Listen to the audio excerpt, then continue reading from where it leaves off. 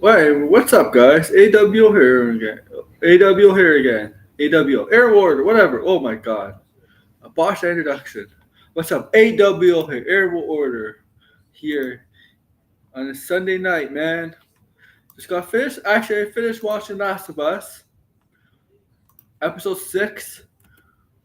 About 15 minutes ago it ended. But yeah, I started later.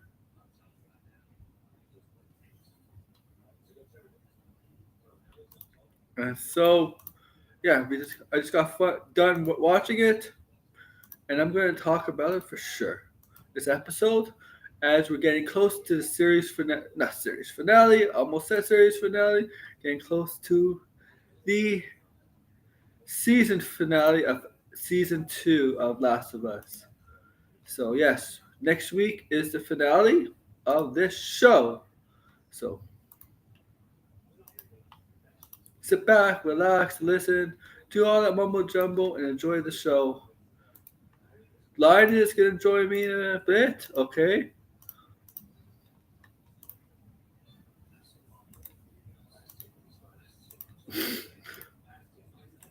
Okay? Lion is gonna join me in a bit. Let you all know.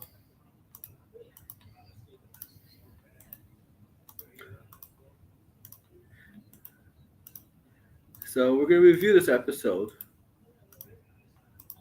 Now, obviously, come join me in the stream if you see the episode.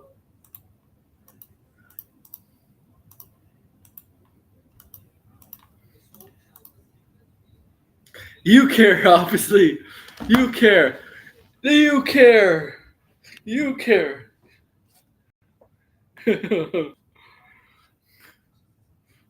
Okay, you care.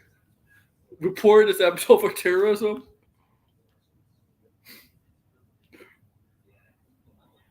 Um, I don't know where you got that from. That's crazy. I don't know who would see this episode. Who's gonna see this chat? Only Red.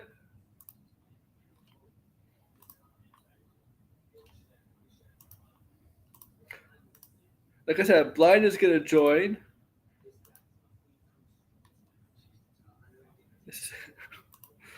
You know what?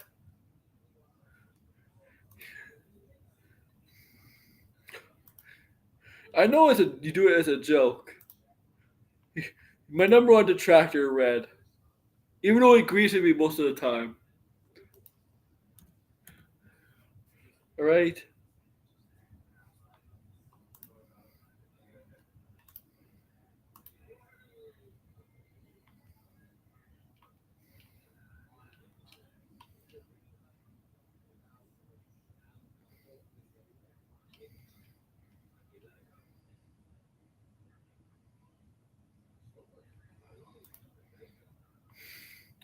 But yeah, Blind will join me, I don't know, maybe half an hour. So I gotta keep talking for these 20 minutes. I haven't really got into the episode yet. But all I see is red, red, red, red. Red, I want you to trigger when Blinded comes on. I want you to trigger Blinded with a super chat.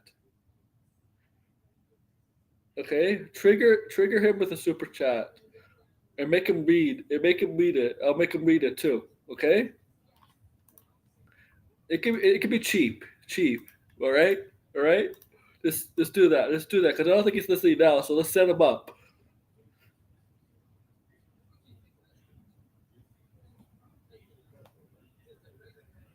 Oh, ask. Oh yeah, I'll be starting talking wrestling again.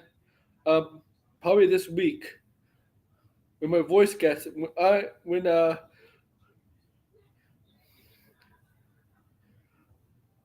back. I gotta do Saturday Night Main Event predictions. I'm gonna start talking wrestling again. I'm just focused on this channel a lot more recently, right? Because it's I've just been focused on a lot more. But I'm gonna start trying to make get back on my wrestling channel and sports channel.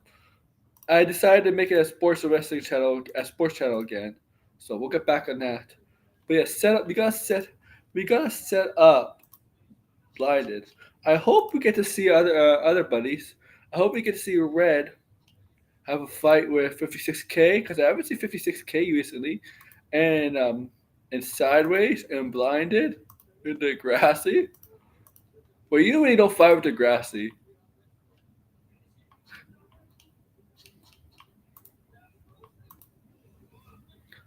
Okay.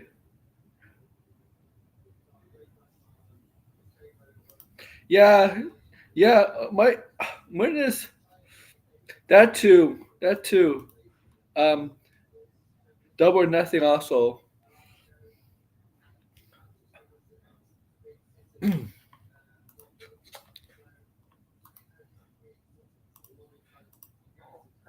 I kind of want to like make a video on fucking our truth and John Cena.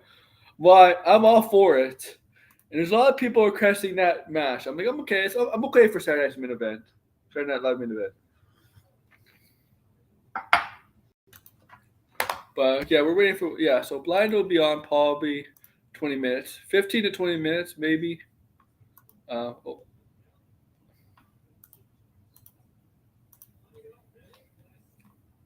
yeah, Double or Nothing is next week. So is the finale of the show.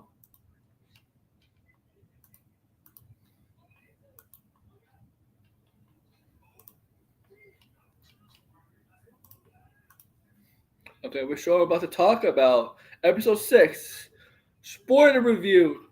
And this episode is all 99.9% flashbacks. And why did I say 0.9%? Because at the end of the episode, we get to the present time. Just um, present time when she's in Seattle heading to the theater. At the end of this episode, you see her heading to the theater. Okay? So, yeah. Okay.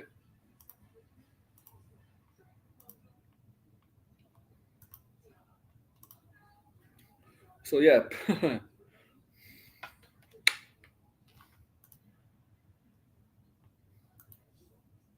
So this flashback shows the relationship between Ellie and Joel. 5 years between the first game or the first season. If you haven't watched the game, played the game, first season, in the second season or the second game, the 5 year gap, and they go flashbacks each. They do flashback each year, beginning with year one. They year 4 and 5 they scramble together or something like that.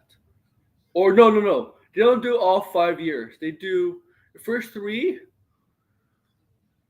They do the fifth year because the fifth year is basically the second season of Last of Us.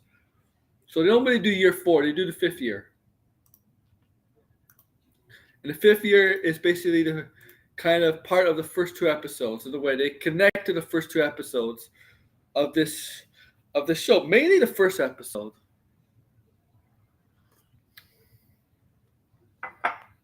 So you get a lot of backstory, a lot of things that connect from this episode. It has to do with the first couple episodes this season.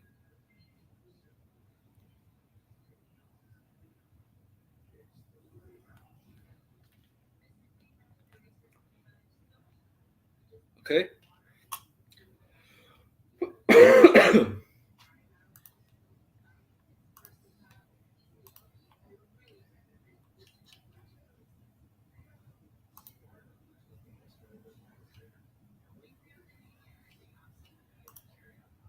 All right. So yeah, I guess it's only red here. Red here. Red. The red herring is here. No, no 56K. No friends. Nobody. Just red. Red's a good guy. He's always there. He's always loyal, despite him telling people the thumbs down the stream, the unsubscribe. Red is loyal, and you can't teach loyalty. You either have it or not.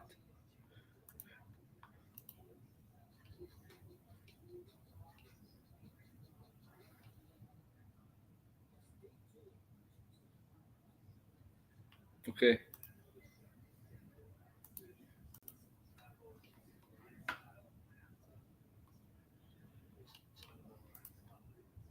All right.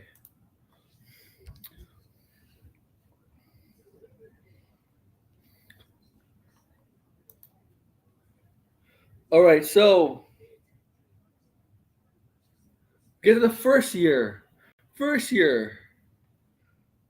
The first year of them moving into Jackson, right? They move into Jackson, right? Ellie and Joel, because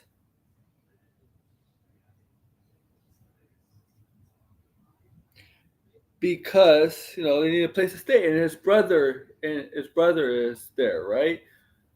With the community, right? So obviously, this is the ideal place for him and Ellie to settle in. Is Jackson with the brother there, with Tommy there, and Tommy's wife, and eventually child.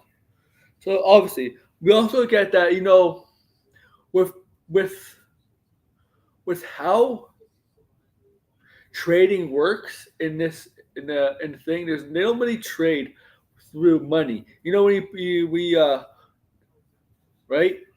This item's $10. Here's a $10 bill. No, no, that's not how it works here. So they have to trade certain things and a certain amount of things, value things, to get something in return, right? So Joel was scavenging, right? And he had a bag of Lego. So he goes to the bar with Seth. Oh, I forgot the beginning of this episode. Oh, you know what? I also forgot the beginning of this episode. We understand a young Joel. We get a very very far flashback as Joel as a young kid, and that his father was a cop. Was a cop. Uh, okay, and it right, and his father is funny though. Father is played by the same actor who's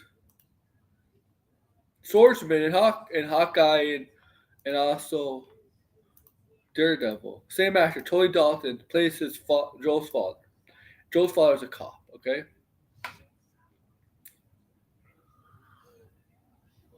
And we find out we find out why maybe Joel is the way he is, because his father was not particularly a sounds his father was not particularly a good guy, a good person, right? But he knew he had issues and problems, and it's like he cares for his son, right? It's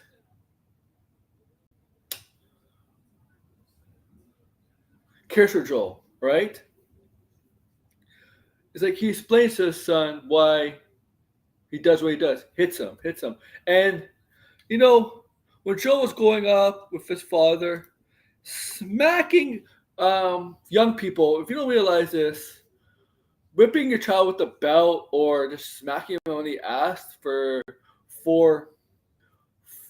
misbehaving wasn't considered child, like people didn't consider it child abuse then, right? Back then. Uh, I'm sure all the older people here probably got smacked on the ass, okay, for misbehaving. All the younger people, you'd be like, "What the fuck? What the fuck, man? You can't do that to your kids." Sometimes, like back then, sometimes you're telling your kids, don't do this, don't do that, and then yelling at them, and the kids don't listen. The last resort back then is punish them is smack them in the ass or whip them in the belt. And the kids will get it. Don't do this again. And it's usually for punishments for things that kids should not do. Right? To learn a lesson from. Okay. Now Joel and Tommy were like kind of like for kids, it's kind of like troublemakers, it seems like.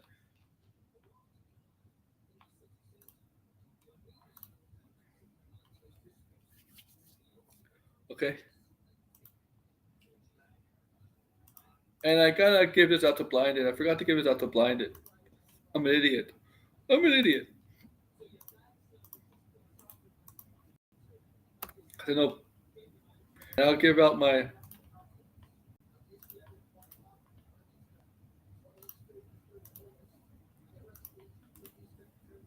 and I did not know Joel, Mr. Reed Richards, was bringing Ellie to space in the Fantastic Four. That's my thumbnail.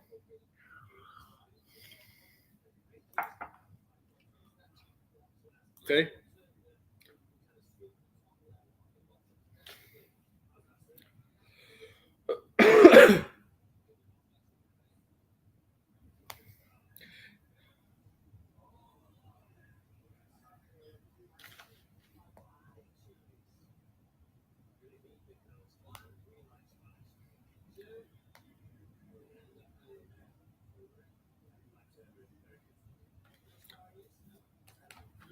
The problem these days with kids, with parents about punishing the kids, these days they don't want to punish their kids. And I'm not asking, telling them to like smack their kids or anything like that. The problem these days, parents are afraid to punish their kids, so they get the kids to stop. They just give them their phone, handheld, computer, laptop, right? They give in to them, and you're seeing a lot of young generation these days are being a lot more spoiled than they were in the past because parents refuse refuse to parent their kids. So I think the young generation parents rather be the friends to the kids than parent their kid, than actually, okay, right? Like I'm no father or father, right? But I think we've been around. We think we've been around families that have mothers and fathers, and we see a mother and a father are supposed to raise their kids, right? Right? To teach them things, how to be independent on their own eventually, right? Right? To teach them what's right and wrong. To teach them basic needs, fundamentals and stuff, life skills. And yeah, you're supposed to also you want your kids to have friends, have a social life, and you also want your kids to enjoy what they enjoy. They they have to be a parent first and a friend second. And when I look at it this way, when you take your kid to maybe when you when you when you take your kid to like a museum for a second to show dinosaurs bones or animals, things like that, right? Right, things like that, or whatever, different exhibits in museums. It's an exciting thing, but it's also to learn, right? It's also to learn. Take them to a zoo. You show them all these different animals. It's for your kids to learn also. Like having fun with your kid, taking whatever to museums, to the zoo, to a sporting event, to a concert, to whatever. It's not just something to fun, but it's also to learn from that, to teach them from that, right? And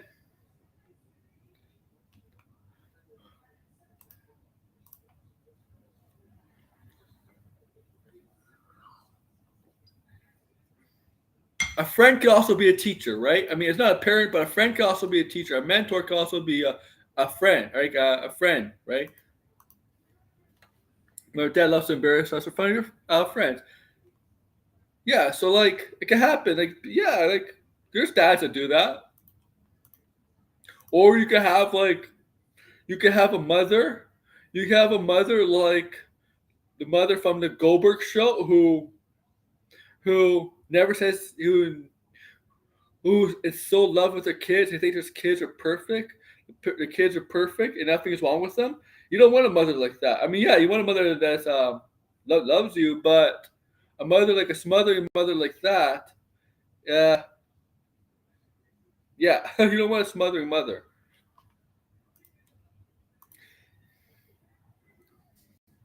All right, so yeah, so I think what in this episode in the beginning it shows Joel's character, and obviously from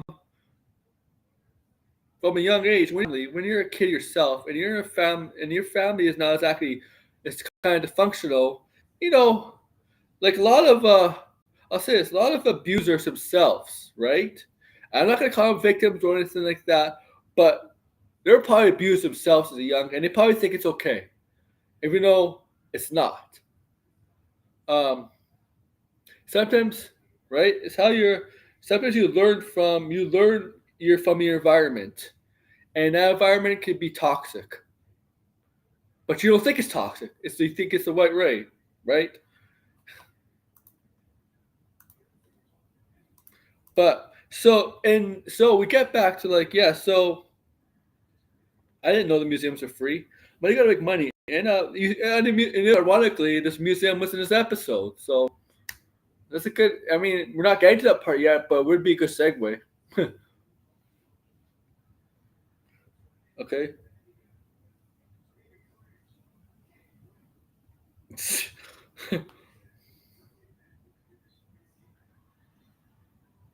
Okay. So I think each year set it upon Ellie's birthday. Okay. Whatever. Yeah, birthday, I believe. So the first year they get her a cake, and she got hurt, and she wasn't on patrol yet. She was still 14 maybe, even though she did look 14, but she was still 14. She said Jesse got to be on patrol, but Jesse is 16 at the time, so whatever. Um, I think it's obvious what's happening here with Joel and Ellie as this episode goes forward, right? And you know Ellie, right? So,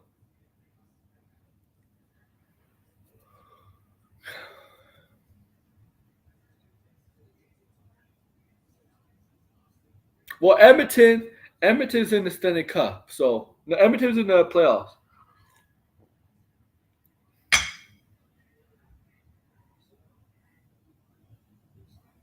Yeah, Billy Degrassi. I want to hear this. I kind of want to hear this story, and and fathers probably and fathers probably do that too with their girls, with their daughters. This is a real thing. This is a real thing because you know there's a thing. There's a thing in families. There's there's daddy's little girl, and there's and mama's boy. The thing if the mother's always more fond of their son of their boys, and it's vice versa without fathers. They're more fond of their daughters. It's fun. They have a reverse protection, right? You think the mother would be more protective of their daughters, and the fathers would be more protective of their sons, but it's actually not the case. The mother's more protective of her sons, and the daughters more protective of the and the fathers are more protective of the daughters. That's why you see a lot of men. They tend to marry women. They're kind of like their mother, and daughters kind of marry men. They're like their father. Okay,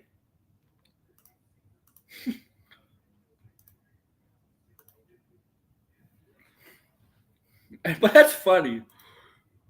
Seven uncles? Wow. Did your mother come from like a weird family? Did your mother come from like a hillbilly family? What else? What happened there, man?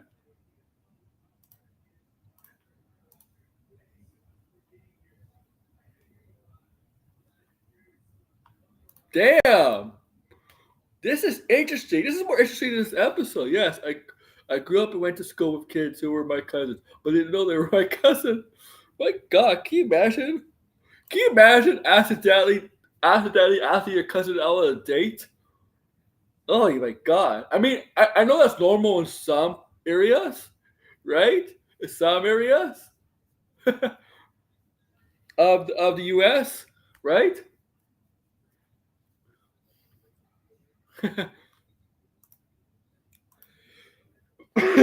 She had child brothers and sisters. Oh my God!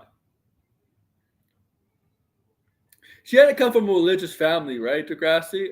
A religious family, because only religious people have that many that many kids.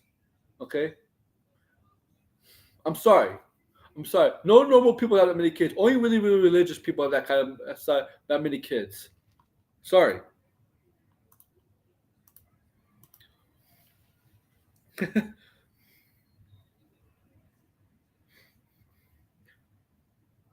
Oh wow,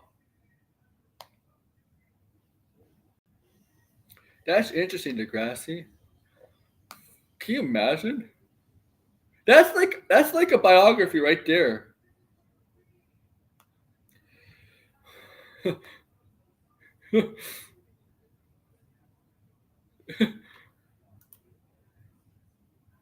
So- yeah, and Degrassi is not Southern, no. That's the thing, Red. He's not Southern. He's Northern Chicagoan, right? You're Chicago, right?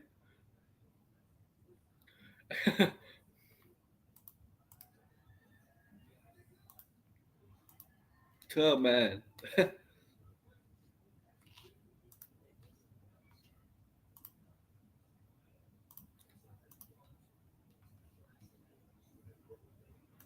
damn, Appalachia. Oh my God.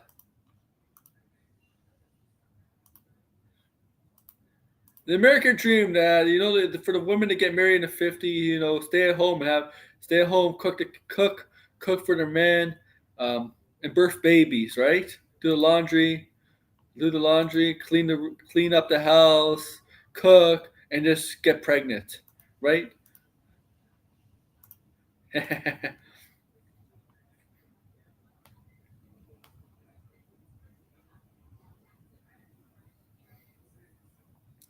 Man, yeah, yeah. Chicago native, natural transplant. Yeah, I know you live there. I know you live in Nashville. I know you're from Chicago. I'm just curious how your mother got all the way to Chicago with that. Like she had to get out. All right.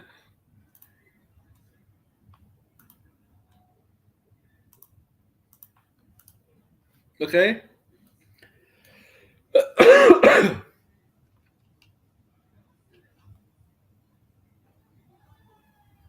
Cornbread. Oh my god.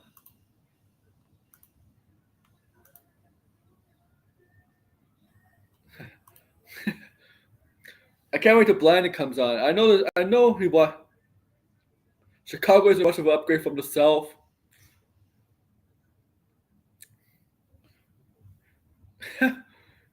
Why? No, Degrassi loves Chicago. It's just it's the only thing that's going against Chicago is how cold it is there. Oh, that's one. I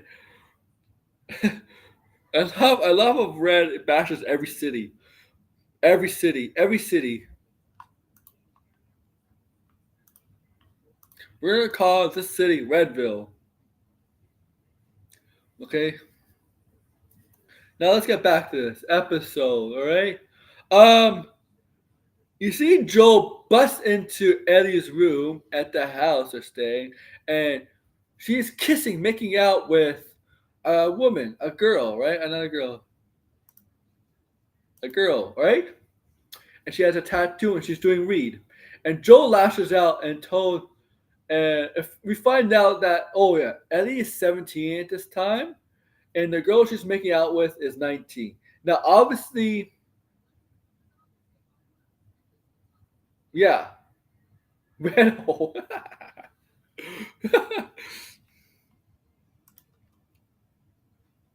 red hole, right? So the girl that she's making out was 19. Ellie is 17 at this time, and Joe kind of lashes out at that. Okay, um, and Ellie, and the lashes out that Ellie has a tattoo and is smoking weed. So in this part of the relationship, this very beginning part of the relationship, these early part of flashbacks, Joe, and obviously Ellie was mad, angry, right? Joe sees Ellie as his daughter, but Ellie doesn't see Joe as anything except as a partner trying to that she uses to survive. A partner, not a sexual partner or anything, but just a partner in need to try and survive. She doesn't see Joe as a father. There's somebody there to support her, right? Help her out with things, but not like a father, not like a brother kind of thing. But Joe, you could tell, is treating her like a dog, replacing her with his actual daughter. And we see how the flashbacks in this episode show that relationship. Okay, show that relationship between Ellie and Joel. Okay,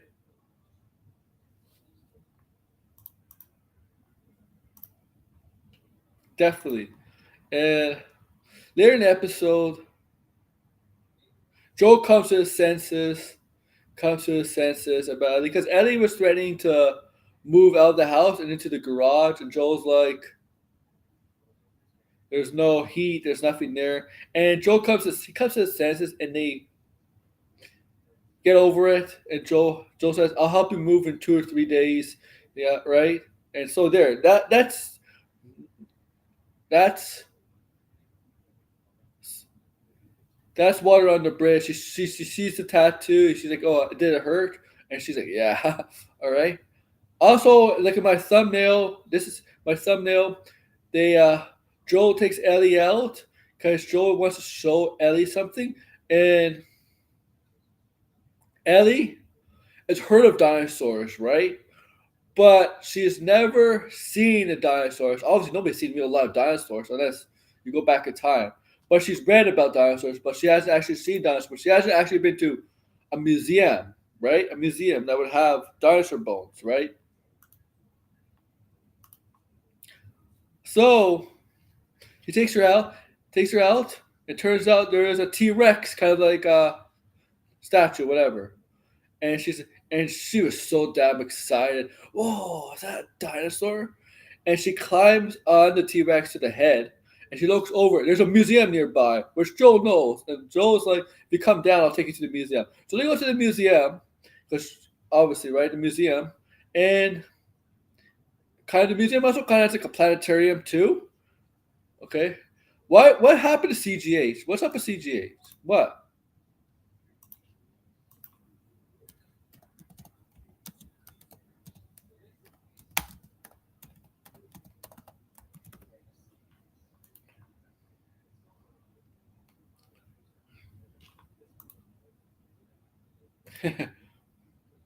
Okay,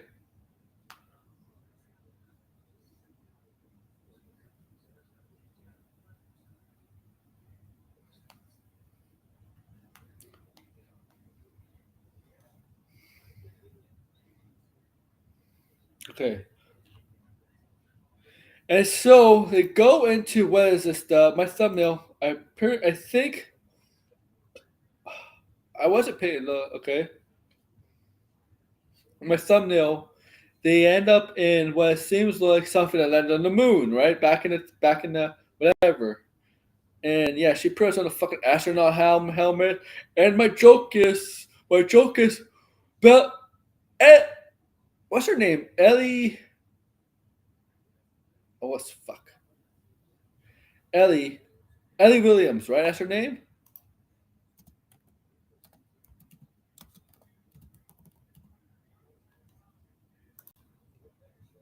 No, what's his name? Her name. Yeah, Ellie Williams is going to be a Fantastic Four first steps. Okay, she's going to be the fifth member of the Fantastic Four,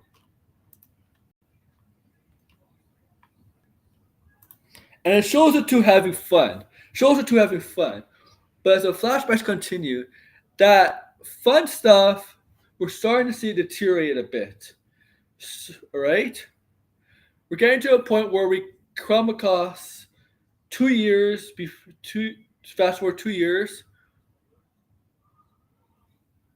which the second of that 2 years is the present time. Okay, so Ellie's 19 at this point. Okay, and Joel says, you're going to go patrol on your first time. You're old enough to go on patrol, right?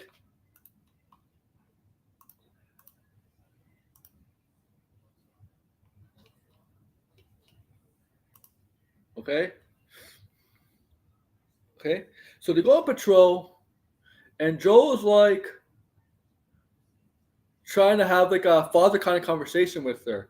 And Eddie doesn't really see Joel as a father. She always just sees him as a partner. Because Eddie, every time Joel tries to speak like a father, Eddie is like, "You're not my father," or anything. "You're not my dad," whatever. She kind of brushes her. And it's funny though. It's funny. She and Joel comes out and says, "Do you know about the birds and the bees?" And birds and the bees, And Ellie is like, "You mean dicks and vaginas?" So what happens is there's no patrol, and according to Joel, this is the safest route to patrol. Like nothing really goes on here, and and Ellie Ellie jokes around and says, "Oh my, what is that? What is that?" And Joel's like, "What? What?" And she's like, "Oh, that squirrel is fucking a big squirrel."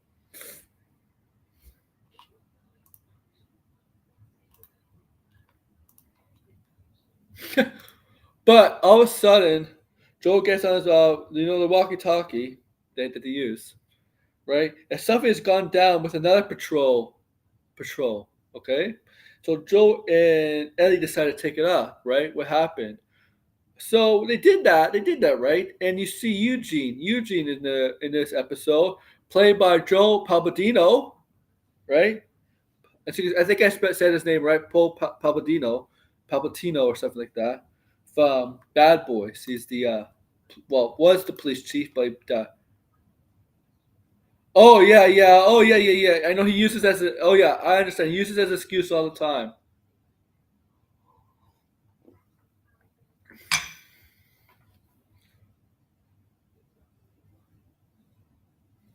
Yeah, okay, I understand Degrassi.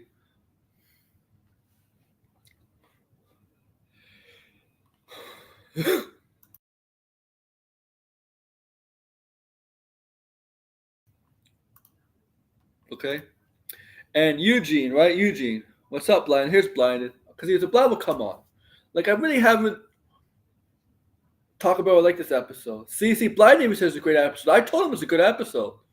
I told him because if you want to be honest with you guys, I think last week we didn't. It sounded like we kind of bashed on this show. It sounded like we bashed on it, right? Even though we still kind of like it, we still felt like it's still probably some people will think we're bashing on it, right? Okay, but this episode actually was. It was kind of like it was different.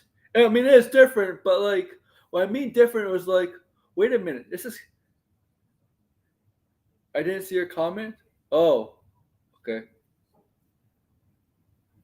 okay. But what I mean different is like, wait, is this the same? This is the same people who wrote the previous episodes. But yeah, you see Eugene and you see how Joel is kind of like a, a scumbag, a liar, right? I sent you an invite, and Eugene was bit, right? Was bit, right? And Eugene is dying, and Eugene is the probably we'll discuss we'll discuss next week's episode. And Eugene's wife is what's her name? Fuck. Oh man, what I knew it a minute ago. Catherine Harris' character is Eugene's wife, right? Um, and when you get bit, you don't turn to a fucking zombie or whatever right away, right? You don't turn into that right away, obviously. And Joel was not going to take any chances, right? Joel was not going to take any chances of him possibly seeing his wife, because he could go on he could change all of a sudden from Jackson and go on a killing spree or a biting spree and affecting spree, right? He wasn't gonna take any chances with that. Even though I think there's a safe way to do it, where Ellie comes up with an idea for a safe way to do it, and she kind of explains how, because she has a test for you just for like the transformation, how the transformation could take place. She kind of tests Eugene about the 10-second thing, and okay, and I think he's good. You have time, and so Joel is like, okay, we'll do it. And Ellie turns around, and Joel is like, I promise, right? Grit, right? So Joel tells Ellie to go get the horses. Joel says, okay,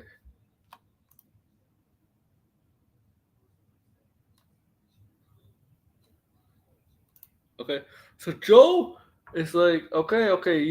Eugene thinks he's going back to Jackson, right? Eugene, but Joe takes him another direction to like a river, basically a river, and a nice scenery with the river in front. You see the nice sun, the beautiful, beautiful scenery, right? And it's obvious what that scene is, right? And Eugene is pleading with Joel, begging with Joel, and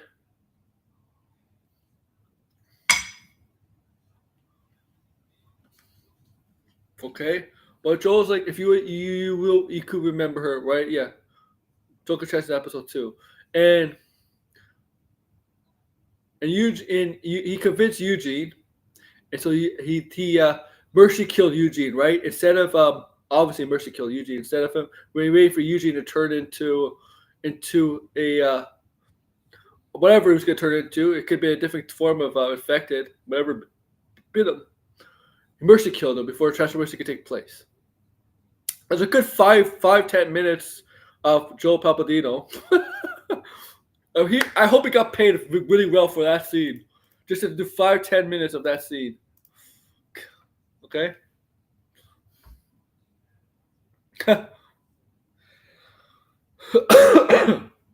Okay, blinded.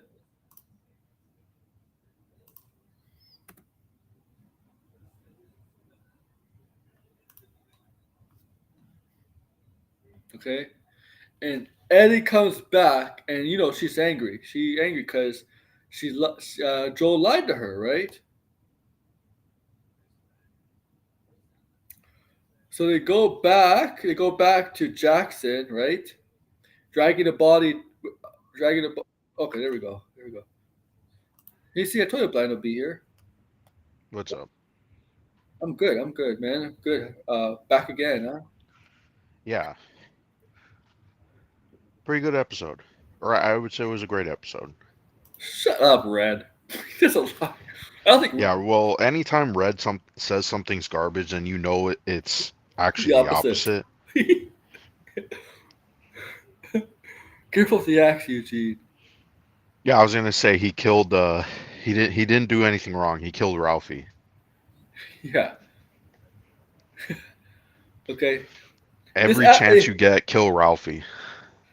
this episode is actually surprisingly little. Feels a little surprisingly. It was actually I could put this the best episode of the season.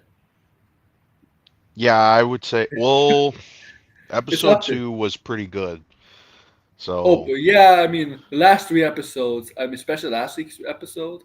Uh, I would put this on. I mean, not in terms of action and everything that happened in episode two, but he wants you to read episode this. two and this one are definitely the best. He wants you to read this. Woke of us to his trash because Abby is ugly and trans. But you want to Okay. fuck them. You didn't say you want to fuck Kayla Denver all the time. Yeah, he did. Do not believe Red Diddy. He's obsessed with Diddy and he's on trial with Diddy and stuff. So, Yeah, I like this episode because what I like about this episode is each year, right? It goes between the 5 years, right? But mhm, I think they skipped 1 year. I think the 2 years near the end. Um, that's why I think they skipped. So it really was it was more like 4 years, but the fourth year and fifth year were kind of skipped. So it skipped the extra year, right? Um, right.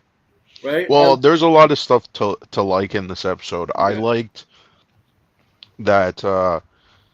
I mean, they did change how Ellie learns about the events that Joel did. Because in the game, she actually went there to Salt Lake City and to see. yeah. Oh, Obviously, they weren't going to do that, but they actually changed it. In my opinion, I I missed kind of talking about like the that. change more. I missed talking about that. What? Good point. I didn't talk. I Yeah, they didn't. I didn't. I should have started talking about that. Yeah, good point. yeah they changed. Yeah, because in the game, she goes to Salt Lake City to see like all the dead bodies and stuff, and to see hey, oh no, not dead bodies. My mistake. To see the fireflies if they're still there, because I think Joel said that they were still there, and they turned her away, and that there is they couldn't make a cure, and there was other people who were immune and all that stuff, right? So that part What? I thought they did better than the game because it was like she kind of puzzled What? together Yeah. What what did Joel that he tell was her? lying. What did Joel? I forgot what Joel Wizzy told her in the show. What happened there? I don't remember what he said in the show, but based on this episode, I like, yeah, I don't remember him ever telling her, "Oh, it was a bunch of Like, raiders and they came in and killed," because yeah, oh, the that made Raiders. his Good story point. It was Raiders. inconsistent. Yeah, yeah, the Raiders. That was it. The Raiders. And sometimes we trash like Ellie. They sometimes make Ellie look dumb. It's actually pretty smart. There, she started Yeah, I don't questioning know them. why he would say that though. That's another thing. He could have easily just said what was in the game, which was, Yeah, yeah, they turned us away. Because I mean, yeah, is she gonna go out there to see if they're still there? Probably not. So I don't know why exactly they had to make that change, but I thought the change of her puzzling it together made more sense. Like it was more interesting because she kind of realized, oh, like not only is Joel a liar, but Joel is lying to do something very nefarious. Like he does something nefarious and covers it up with a lie. yeah. And I thought that was a more interesting way to And show his his character. impossible. Impossible for woke trans Abby to get man muscles. Yeah, like Oh, she she's finds fine. the tape recorder in Salt Lake City in the game. Yeah. Well, did she find the tape recorder while she was there? Oh, sorry. I'm stupid. I'm stupid. Yeah. Okay. Never mind. Forget what I was gonna say because it's literally the comment. I'm stupid. Because what I like about this episode is a relationship. Like Joel is trying to clearly sees her, her as a daughter, but Yeah. but Ellie does not see Joel as like an adopted father. He does. She doesn't even see Joel like a brother or a friend. She sees Joel as just a protector. You know, that's it. Mm, I think Like, she does see Joel as her father. It's just that when it's convenient, she says it's, I'm not, I'm not yeah, your daughter or I'm not a kid or you know what I mean? Like she's only yeah. saying that when it's Oh yeah, convenient, but she obviously feels like why would else would she forgive him or try to learn to forgive him? It's and why is she doing this whole revenge yeah. mission? That's I thought in this episode she did a much better job. And by the way, we were all wrong. They did do the scene, but I am curious now is are they going to play the scene again when we get to the ending of the series? Because this is how the game ends. So I'm kind of curious to see what actually Yeah, happens. it's clear everybody's theory is gonna be it's probably gonna be true. The, the finale is gonna be at the theater. It's just Yeah, too but obvious. yeah, we know. Oh well, I don't know if you saw the preview, but the preview pretty much confirms that they yeah, Jesse is probably going to die in the theater because Tom, there's Tom, a clip of him running to the yeah, door. It's the exact same thing that happens in the that'll be. game. I think that'll be definitely close to the like at the end. So yeah, Tommy is gonna show up, but I assume in the next week because he is in Seattle. They said that. Yeah, I think what is going to happen is um this is my theory of what's going to happen. Ellie and Jesse go out to find Abby and what they who they get is Mel and Owen and they see some of the stuff that they're dealing with the Seraphites. And then Abby comes to the theater because she ends up following Tommy. Yeah. And because Tommy was probably killing some of them, right? I mean, he probably killed Manny and, and stuff like that. So, because that's what ends up happening in the game. But we'll see how next season what ends up happening because, yeah, this season they definitely focus a lot on Ellie and Joel. So I'm going to assume that they're going to do what was in the game and do a flip, and we see Abby's story, and we don't really get a lot of Ellie until the ending, Hmm. or like maybe the last 3 episodes or something like that. I have to say this, guys. I know a lot of us criticize Bella Ramsey. This might be her Hmm. best acting episode in the show. Period. Yeah, I thought the writing was definitely better Yeah, for Ellie, but she was younger, except yeah, when she was 19 and that whole scene, I thought, I don't know, personally, I was like, it's so weird how she's like taking this situation with Eugene more serious than when Joel died, and I don't know, yeah. it just kind of feels weird to me, like how, yeah, like the fact that when she's like in Seattle, she's kind of not out of place, like how she was in It's the game. like, Like in the game, her headspace was so messed up. I mean, we find her annoying, but she has more morals than better morals Yeah.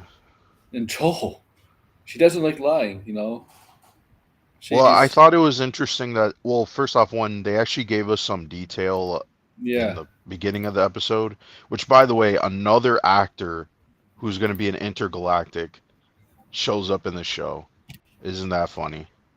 You fucking dog, fucking Neil Druckmann. God fucking damn. Who is Putting it? I know. everybody. Next, we're going to have Camille Nanjiani show up in a cameo at the very ending or next season. That would be funny. Who is the other But actor to appear in this? Tony Dalton is Oh in yeah, oh Intergalactic. yeah. Totally Dawson. Oh, he's gonna be in Yeah, Daredevil next year, next season also. yeah. Well, I mean, he was in the first season. Yeah, he was. Yeah, Swordmaster. so I thought that was funny, and yeah, he plays Joel's dad, I think and he says that line about, yeah, I hope the next time you'll be better. yeah, because that's very important to Joel's character. The flashback to him, he was a kid, and his dad was like, you could tell from his dad. His dad was an officer, right, Hmm. police officer, but his dad basically admits that he hit him, and he feels bad about, sorry about it, and like 'cause most abusers don't really feel like that. And I guess it's a weird kind of love, and he wants his son to do better. And I think that's a lot Hmm. of, and obviously Joel is trying to do better than his dad, but he can't do better than his dad because No, take well, this, I think he is doing better than his dad because yeah, the whole thing like was that, yeah, he was going to, his dad was uh like beating him or right. No, I don't know if it was beating because they were like, how would you word it? I guess it is beating, well, right? Because they were uh, talking about the belt and stuff like that. So yeah. The thing is, I mean, you're young. A lot of people are young, probably watching the show, don't realize this that beating someone with your belt or smacking with your belt or just with your plain hand, like decades yeah, ago, was considered not child abuse. It was just considered punishing. yeah, that's the thing. Now, yeah, that's considered child Yeah, abuse. yeah, So right. yeah, but I kind of they introduced the idea because he was lying as a kid, right? He lied to protect his brother, and Yeah. so what he was doing, I thought was interesting, where it's like his way to protect people was to hide them from the truth Hmm. because that he didn't want to see them deal with consequences, that he would rather take the consequences himself, which I thought was interesting. I thought, to be honest, they fleshed Joel out in this one episode than they did really for the. I won't say. No, I will say this. They did flesh him out a lot more. It explains why he does some of the things that he does, why Yeah. he's prone to lying, and why he's so like hardened. Right? It's Yeah. just like the world is so messed Even up and stuff, but he's even trying to this protect the people episode, that he even as loves. he has always been like we talked about this about a couple hours ago about Superman's not stoic, and we said Joel is stoic. In this episode, there was some Hmm. lightheartedness to him, a little bit. Like like when they go to the museum, like they show a little bit more of him, like a Hmm. father would, right? But yeah, most of the time he is a hardened character, right? Hmm. Right? Um, that was something. I like the museum thing. I like that. It shows how the relationship between the 5 years between the two. I mean, clearly when he saw his daughter kissing another girl, I thought it's because he was against homosexuals, but I guess it was turns out that the girl he was kissing with he knew was older than her. Hmm. But I guess he knew that she's not that girl she was kissing was 19 and Ellie was 17, and I guess that's obviously why. I mean, I think there's a 5 year I rule. think I'm not sure. he was like, oh, all the teenage angst and you're like Yeah, experimenting, but she wasn't experimenting. That's who she was, but she didn't. I mean, Which yeah, she didn't really tell him that. I mean, she was like joking when she was 16 about yeah, Jesse, but yeah, I mean, yeah, it was like I um I mean, he was like just too because much. He was too protective of her. Come on, Joe. I We think all it's know the reason why Joel is like that. No, I yeah mean because he like couldn't protect his daughter, right? Obviously, he's gonna be. he didn't finish GTA 5. It's obviously. I mean, I I understand the way he was raised by his father, but also losing his daughter. Obviously, he's gonna be more protective of Ellie to make sure think bad things don't happen yeah, to Ellie. They're gonna right. I think obviously his daughter like with that when his daughter when Ellie is experimenting, he never got the chance to see his daughter do that because his daughter was not like a teenager at the time. Maybe like no. 10, 11, Well, I right? mean that's the whole point of why Yeah, he saved Ellie is because he yeah. and that's another thing too because in this episode they say he's like, "Oh, what's all the moth drawings that you do, right?" And then he finds out that Hmm. it's moths are representative of death in dreams, which Yeah. I didn't even know that. I thought it was for change too. Like, so I mean, yeah, that was kind of like interesting because I was like, oh, this is kind of on the nose. Like, it's kind of for something you for people to figure out. But yeah, Ellie is kind of like Oh thinking my so much god. about death and stuff because Tonight's she last was episode supposed to die. showcase. I just watched discussion film. Tonight's last episode showcased all the show's worst habits to the point where we're mishandling iconic porch scene from the game. Uh, No, I would not say it was. No, this was definitely a great episode. I mean, it showed us a lot about both the characters. I'll just say I'll say this. This episode is almost perfect, but I'm gonna say I Mm. don't think Pedro Pascal's good at singing. Yeah, I'm his singing sorry, was, I wouldn't say it was bad, but it wasn't certainly not good. no, yeah. Oh yeah. See 56A the says poor it's at an the okay ending. episode. No At way. the The end. last episode was an okay episode. This was like a great episode in my opinion. This was exactly what you kind of needed from the characters The porch and scene was Joel and all that stuff. the porch scene is important to what it's a very important to episode two because we find out in the porch scene because the Mm, porch scene because they did that. What happened? We saw in episode one was in this episode also, right? right.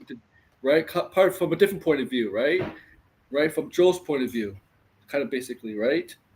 Um, Mm, so when Joel, obviously what happened with Seth, right in that at the dance, right at the little party they're having, with the community, the town.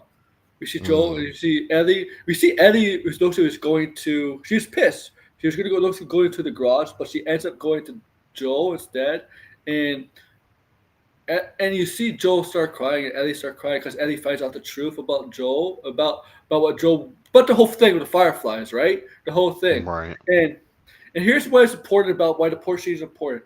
Ellie says she cannot forgive him. She doesn't know if he can forgive him. But here's a line that basically ended the episode before we see the current time, the theater. But I like to try.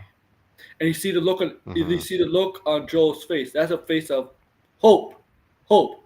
And you see episode Right. two. Why episode two is important because that's a way of him. Ellie obviously can't forgive Joel to his face because in episode two he dies. But going revenge to avenge Joel, that's a way of forgiving Joel. Well, I mean that's the thing, right? Like that's the whole point of her character arc is Yeah, that she's not really trying to forgive Joel by doing all these killings. She's only doing this because she's so emotionally distraught yeah, from that's true his too. death. Well, I mean that's what it is, right? Like I mean in the game, I mean you will see that eventually where she remembers this is why I say this the ending of this when she's sitting there and saying I'll try, we Yeah. don't really know, we don't get to see that scene until the very ending of the game. Like when she says I'll learn to try, it literally cuts to black and that's the ending of the game. I was gonna cut the black there. Yeah, but I mean they decided to, so I'm that's why I say, are they going to play the same scene again and this is going to be the ending of the entire series, or are they going to show us something new? I'm going to assume they're going to show us something new, and that's how it's going to end. what we see is just you know, Abby arriving to Santa Barbara or whatever, right? Uh but yeah, so I'm curious to see what they do with that, but I didn't really mind the changes um here in the show that they did, like him lying about Eugene. Yeah. That was I mean that was pretty shocking. I didn't know she was, I mean, you could kind of feel like she was gonna say that Excuse to me. Gail, but yeah, it was like, oh shit, yeah, I mean he got called out for it. Yeah. And yeah, I mean that's the thing, right? It's like he's been doing this consistently to people of him making such a tough decision and not and feeling like people can't deal with the consequences, and so he protects them from it. Hmm. So yeah, I mean in that way, I think it. I mean, I mean, I'm not saying that we like yeah, like we kind of figured that's what Joel is, but I kind of like that they showed more of it. While in the game, it's like yeah, you get to the very ending of the first game and you see him lie, and then you don't really get to see him a lot because well, he's dead in the second game. Yeah. And we never really got scenes like this. And the one scene that we get is just him being with Ellie, them fighting a bunch of hordes and or the museum scene. Like there wasn't anything like this where it kind of shows us how Joel is very prone to lying and why his lying is it's not Trying to it's justify not why he him doing lies. something. Say that again. He tries to justify why he lies. I don't think it's justifying. That's the thing. Like I see it more as like he just doesn't want to see the people that he loves face consequences, That's true. Yeah, he's which trying to I think protect is like them. more noble. It's like a noble thing, but at the same time, it's like Yeah. yeah, but you can't. You can't protect everybody from facing Well, you consequences. can't let people face like Yeah. like his brother. Like his brother did something wrong, and his brother should obviously face consequences. Like you don't always need to protect people because it's their lives, right? And if they make a mistake or they want something done, then you can't just like step in and be like, no, I'm not gonna let that happen.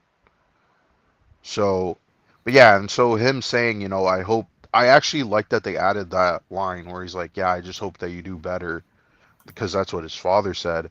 But like the thing is, she isn't. She isn't going to do better. She's going to do almost the exact same path. She's going to follow on that exact same path of I'm so hell bent and I'm going to just go out and kill Abby, right?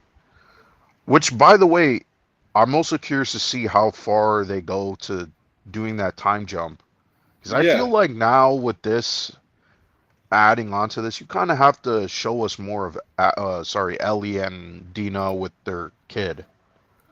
Like, you know what I mean? Like, I, they can't just not show us all of that. the thing is, it's implied that Jesse is the father of Dina's kid.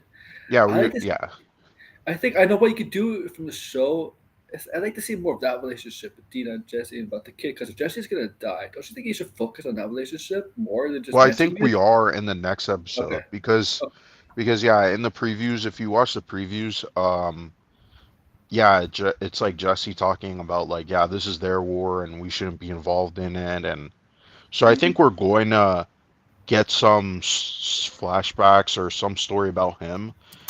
And I didn't really think so, but one of my friends pointed this out in a earlier episode. They say something about Jesse that was not in the game. They say that Jesse is a recluse and that he's very quiet. And it's I because don't get something that. happened to. I Yeah, don't get they that say impression. that in the show that something happened Oh, to him oh, specifically. because really. Yes, Hmm. they say that. I don't know what episode they say this, but yeah. So I wonder if Jesse something there's a specific reason why Jesse is acting a certain way because again, he wasn't like this in the game. He wasn't a recluse or very quiet or he was pretty like charismatic, very like like cool guy. But here he doesn't really come across like that. He seems kind of reserved for a specific reason. So I don't know if his parents have died or something happened to him. But they do mention him quite a lot, and he's the only character who's in the game who's not fleshed out. We actually don't get to know much about Jesse at all. Like he pretty much is there to help Ellie and then dies. Yeah, and we just So know he's a father. yeah, and that's it. Yeah, Yeah, so it's, I do wonder. I think he probably is because again, he doesn't know that Dina's pregnant, so he's probably going to.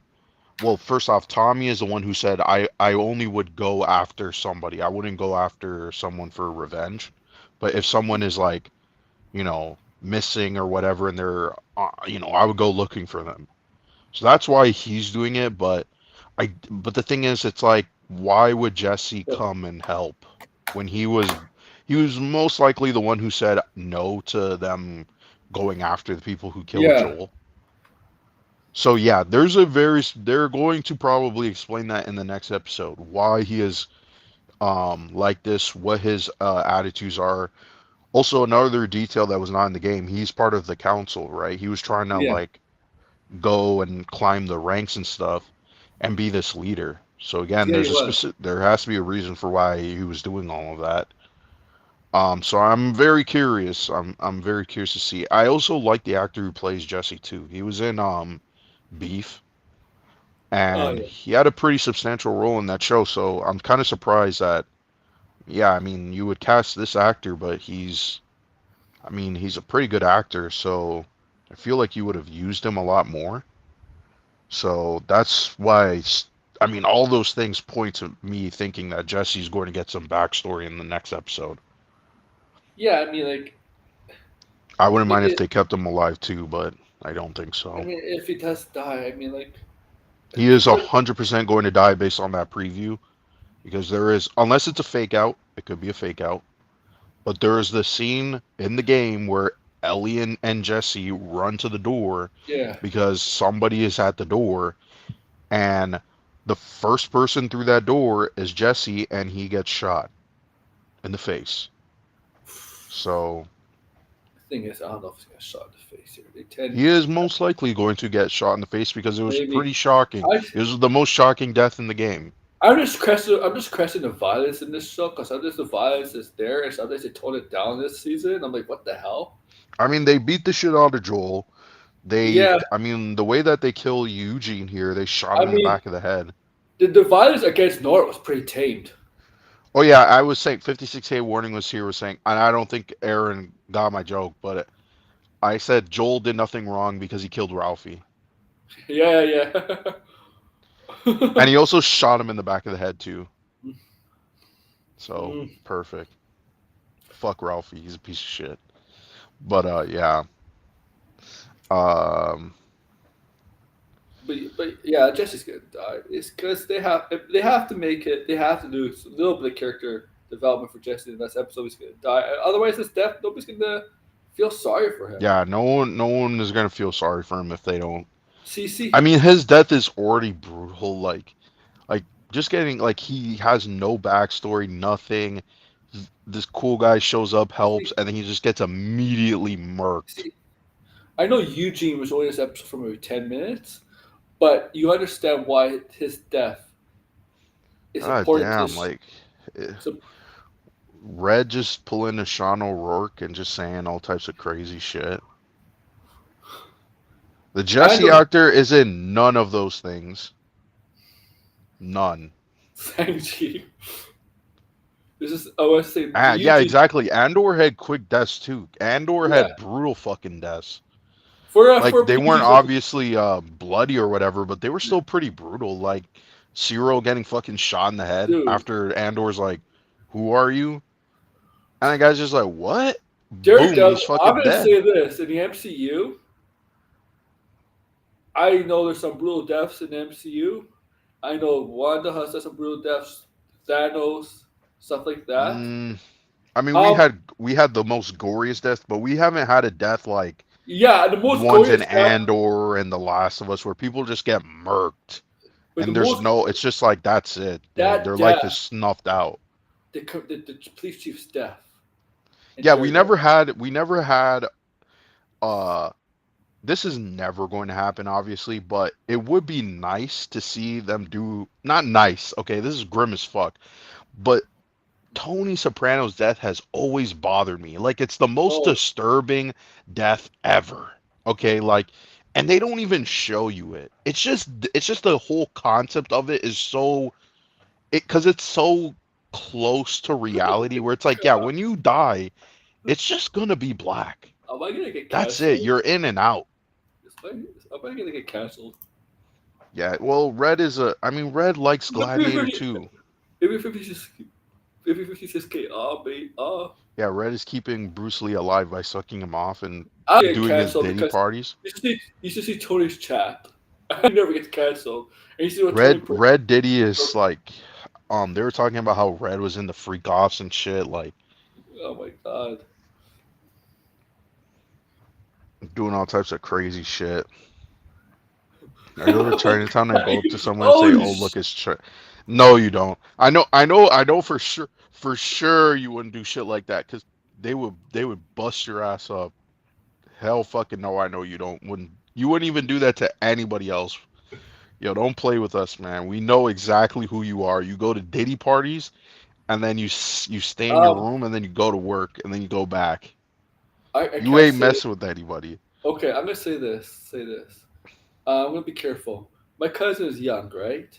Hmm. He says something. I mean, he's not this, but he says something really, really stupid.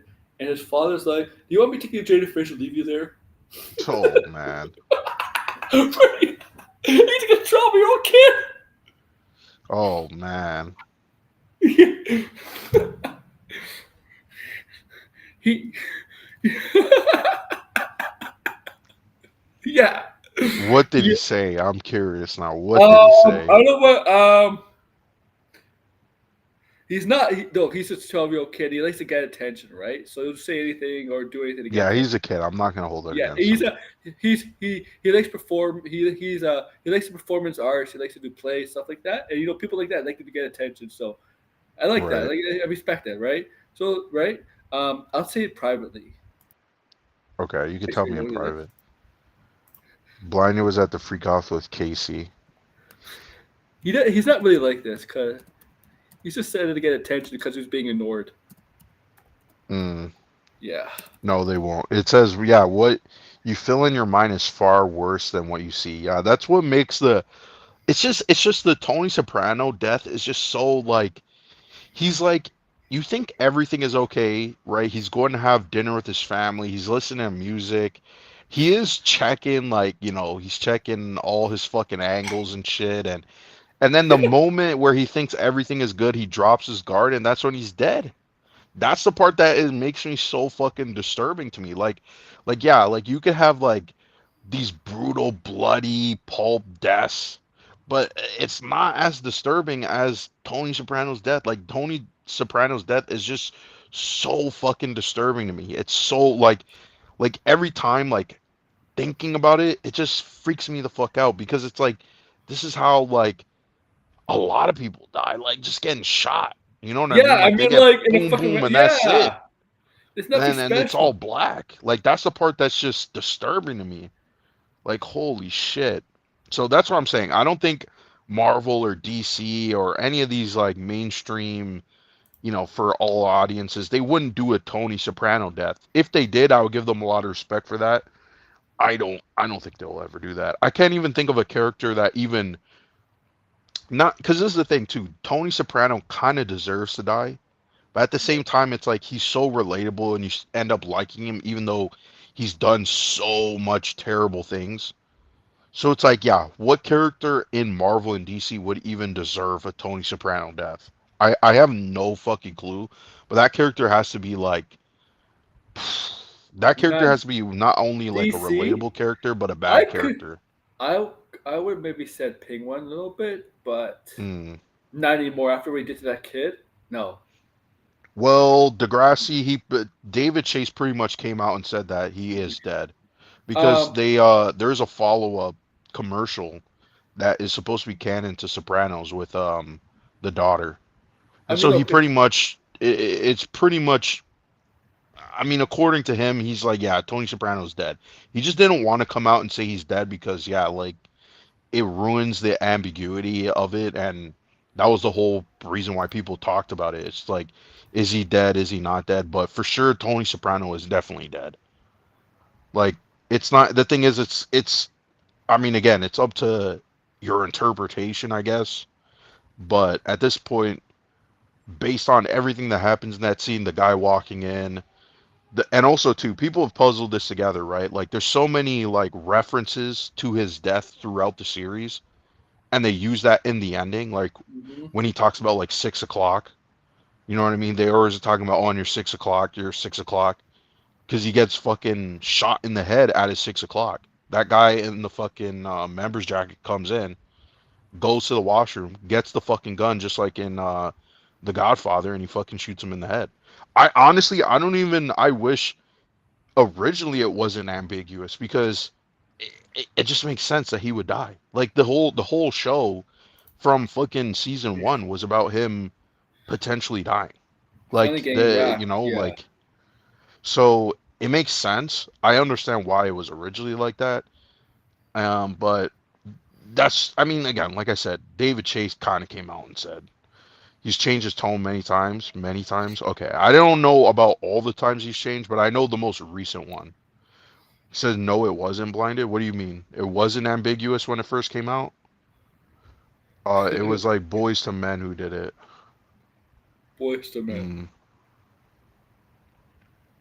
Mm. I just know that the recent that commercial's like really recent. I thought it was like what 2020. I'll go back and look what year that commercial came out, but that commercial pretty much implies that yes, Tony Soprano did die in that diner. Oh yeah, yeah, But I yeah. did not know David Chase has like gone back and forth on it. I thought he was always firm that it I was like ambiguous until recently. I feel like that kind of ending just I feel like the ending is.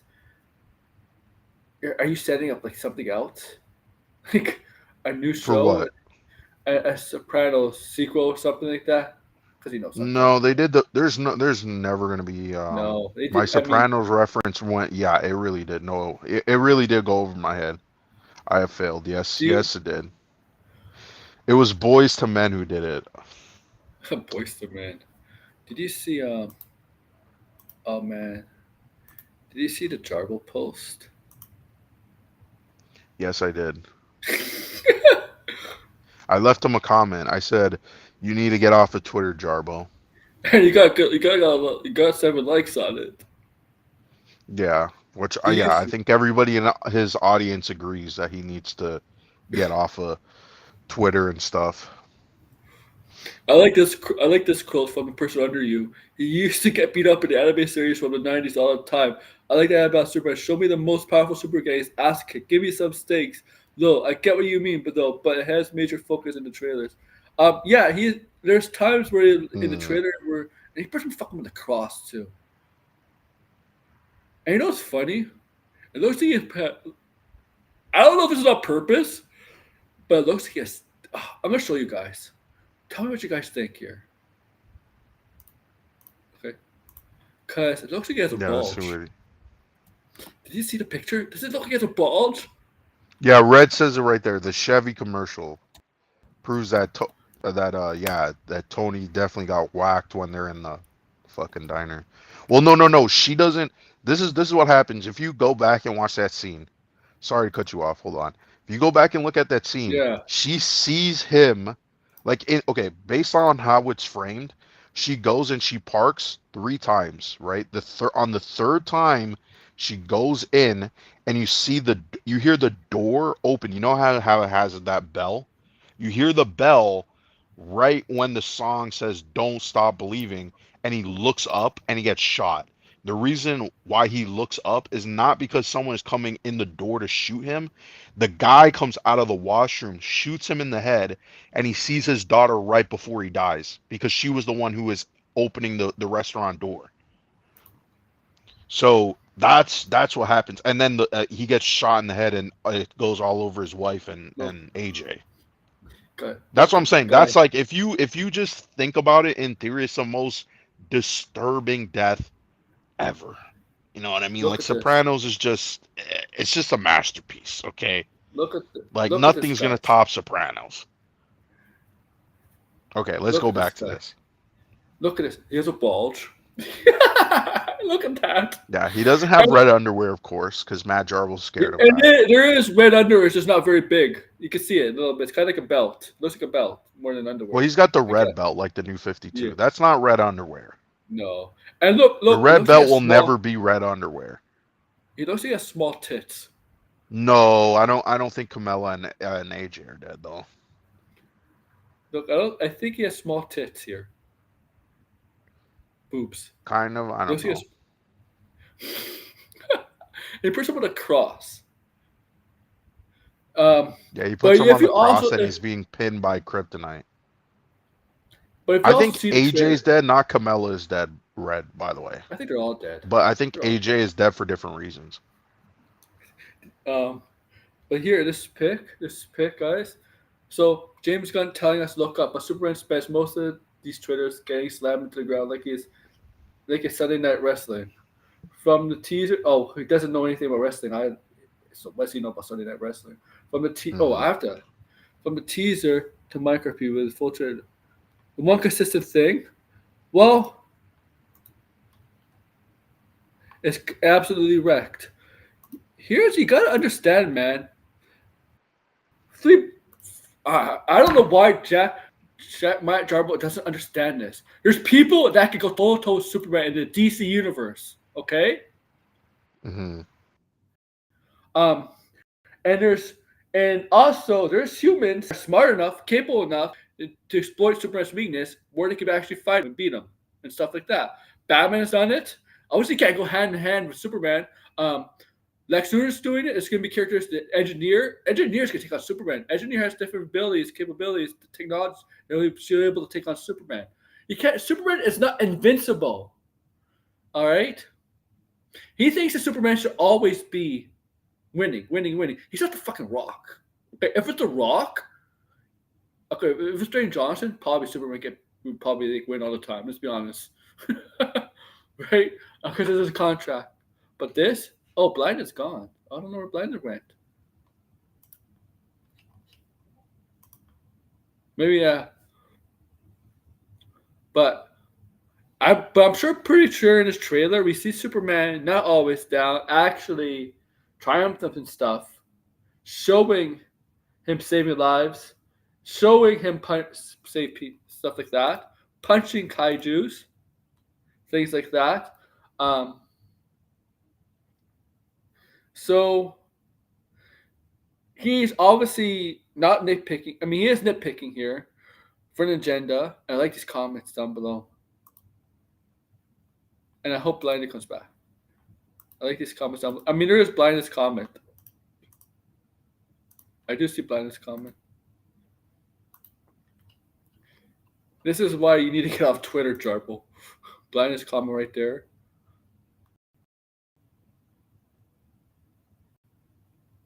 I know.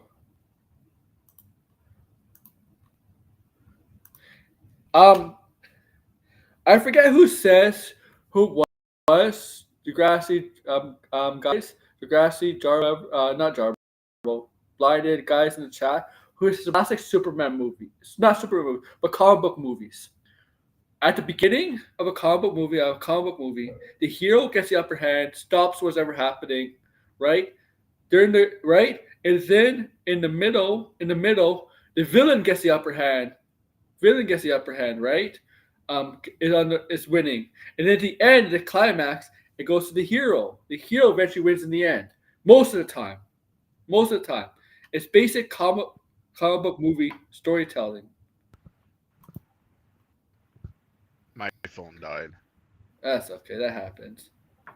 Probably go on for another 20 minutes at least. I was gonna say to Degrassi, do you think that Tony's not dead? Because I'm curious. I never really listened to like a perspective where So he doesn't he got die. turned to he got turned to a frog. Hmm. Trump's live streams are AI. Oh yeah, you know how many videos are AI now? So many videos are AI. Like Yeah. and you could tell.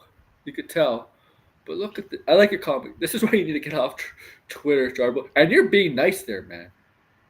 I'm sorry. Oh I yeah, know I you. mean he doesn't. I notice he doesn't care when you're talking about Superman. It's only when you say something like your movie's dog shit, that really sets him off.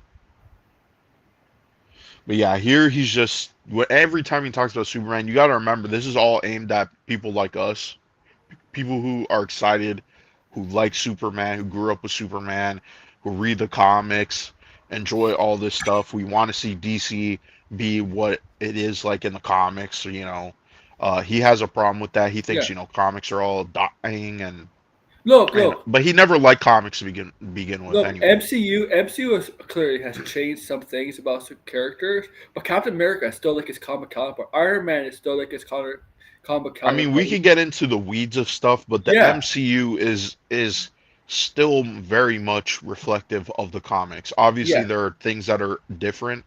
There are yeah. things that Exactly. are not 100%, but the whole concept of what they're doing is like the comics. And the characters are, they might make changes or whatever, but again, we still like the characters and stuff. Matt Jarbo just has like a hate boner for comic books and people who read comic books and people who have comics on their shelves. Probably because we can read and he can't, It could be that too. He's only But cares. He only cares about movies. I don't think he fucking cares about anything he affords doesn't even entertainment. care about movies, let's be honest. Okay, yeah. Let's be honest. I know you're being charitable to him, but let's be honest. Matt Jarbo hates any type of art form. He calls himself a filmmaker, but he's not no fucking filmmaker. He Here's the, makes AI shit because I he hope can't most. do this shit Here's the on his thing. own. Okay, there are some filmmakers who shit on comic books, movies, comics, but there's a lot more filmmakers that appreciate the art of comic books when they do comic book movies, things like that. Yeah, but the people who shit on comic book movies, the one thing that they will always have one up over Matt Jarbo is that they actually make movies that people Yeah, like. like Marshall Scorsese's like that, and guess what? His films are good.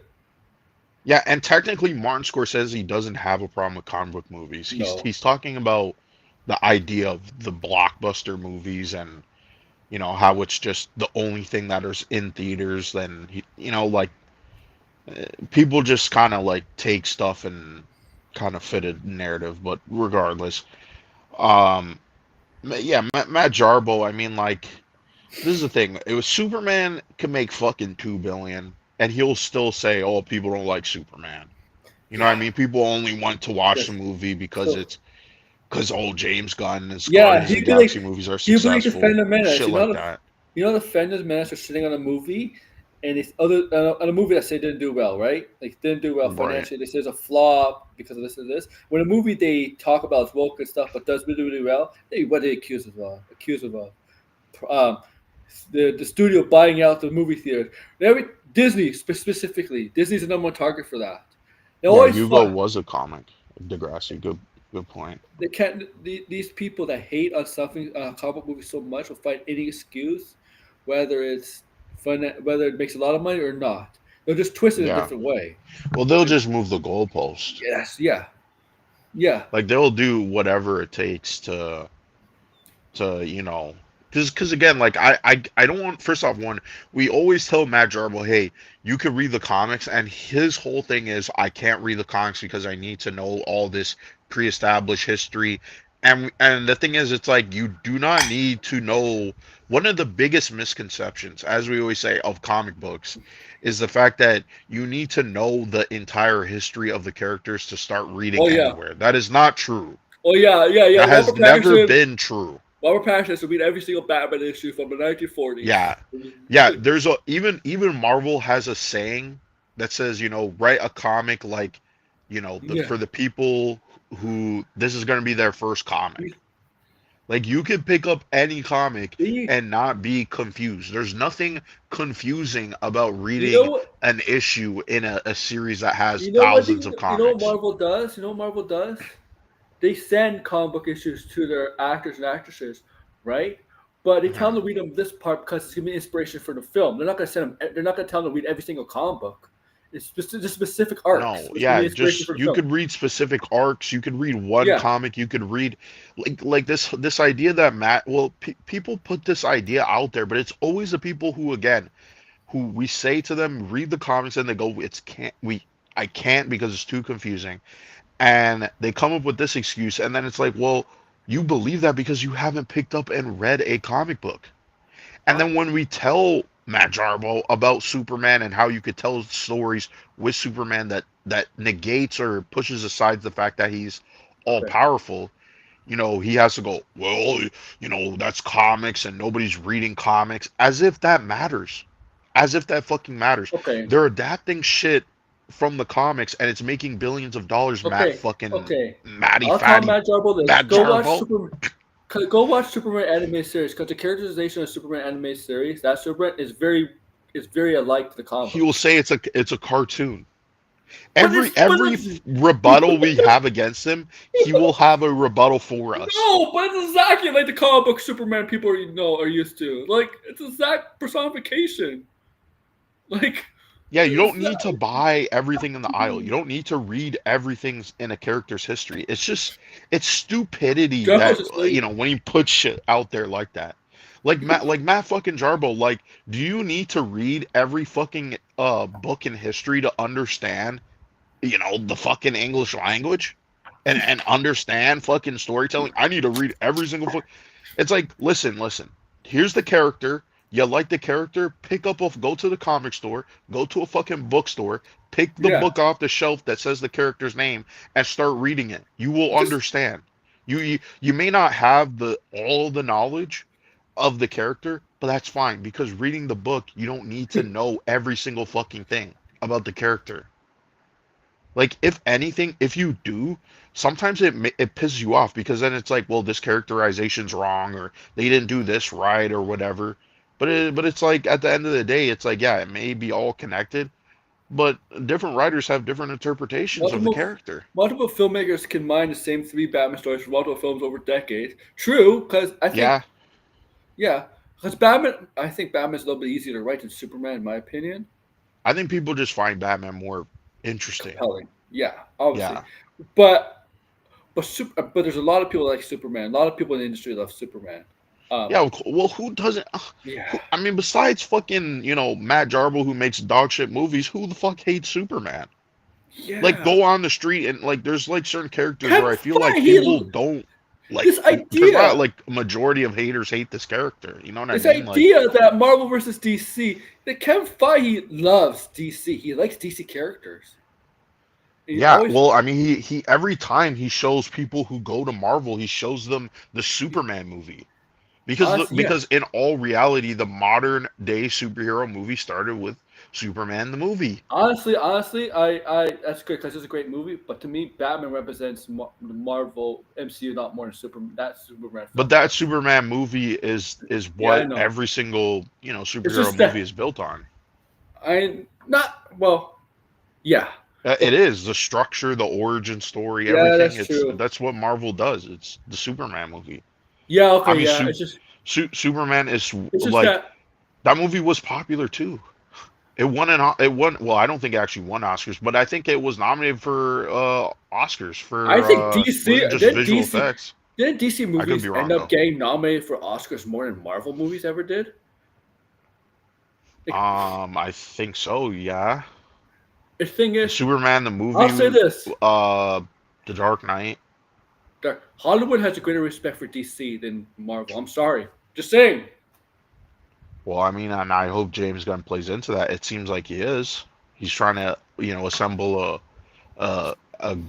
writers' room that is full of interesting What writers. Like, yeah, that's what I'm saying, Degrassi. I'm, Yeah, I agree. Every Marvel origin movie is basically I guess Superman the movie. I guess it's because I was thinking it differently because a lot of the Marvel movies is like Doctor Strange is through, like Doctor Strange, right? He had all this, and then he got an accident, and his Yeah, hands are ruined, so he goes. think about it I though. mean, I It's like guess that's like Superman the movie. It's the origin story of the except character. except Superman origin story character wasn't like a really depressed guy losing everything story beginning. You know, Because like remember Batman the is. Like, Batman. Tim Burton's Batman, it came Yeah, obviously like a decade later, but that was not an 89, origin movie. 89. Yeah, No, that's not an origin Batman. movie. Like, yeah, we see his death, but it's like it's not really explaining I why guess it's I not guess it's what because we've seen with Superman in the MCU movies, is I what I guess want it's to say. because when I see when I mean origin stories, that Superman wasn't exactly like exactly like going through trauma or triumph and stuff like trauma like that's an origin story like Doctor Strange was, right, trying to find his place after losing the ability to do surgery. Like Batman would be a better inspiration for Doctor Strange. Well, They it's can, it's the they can, hero's journey. yeah, the It's hero like, story. Yeah, I get see Doctor's the bigger picture. Yeah, the bigger picture. You mean, yeah. yeah, like the bigger, yeah.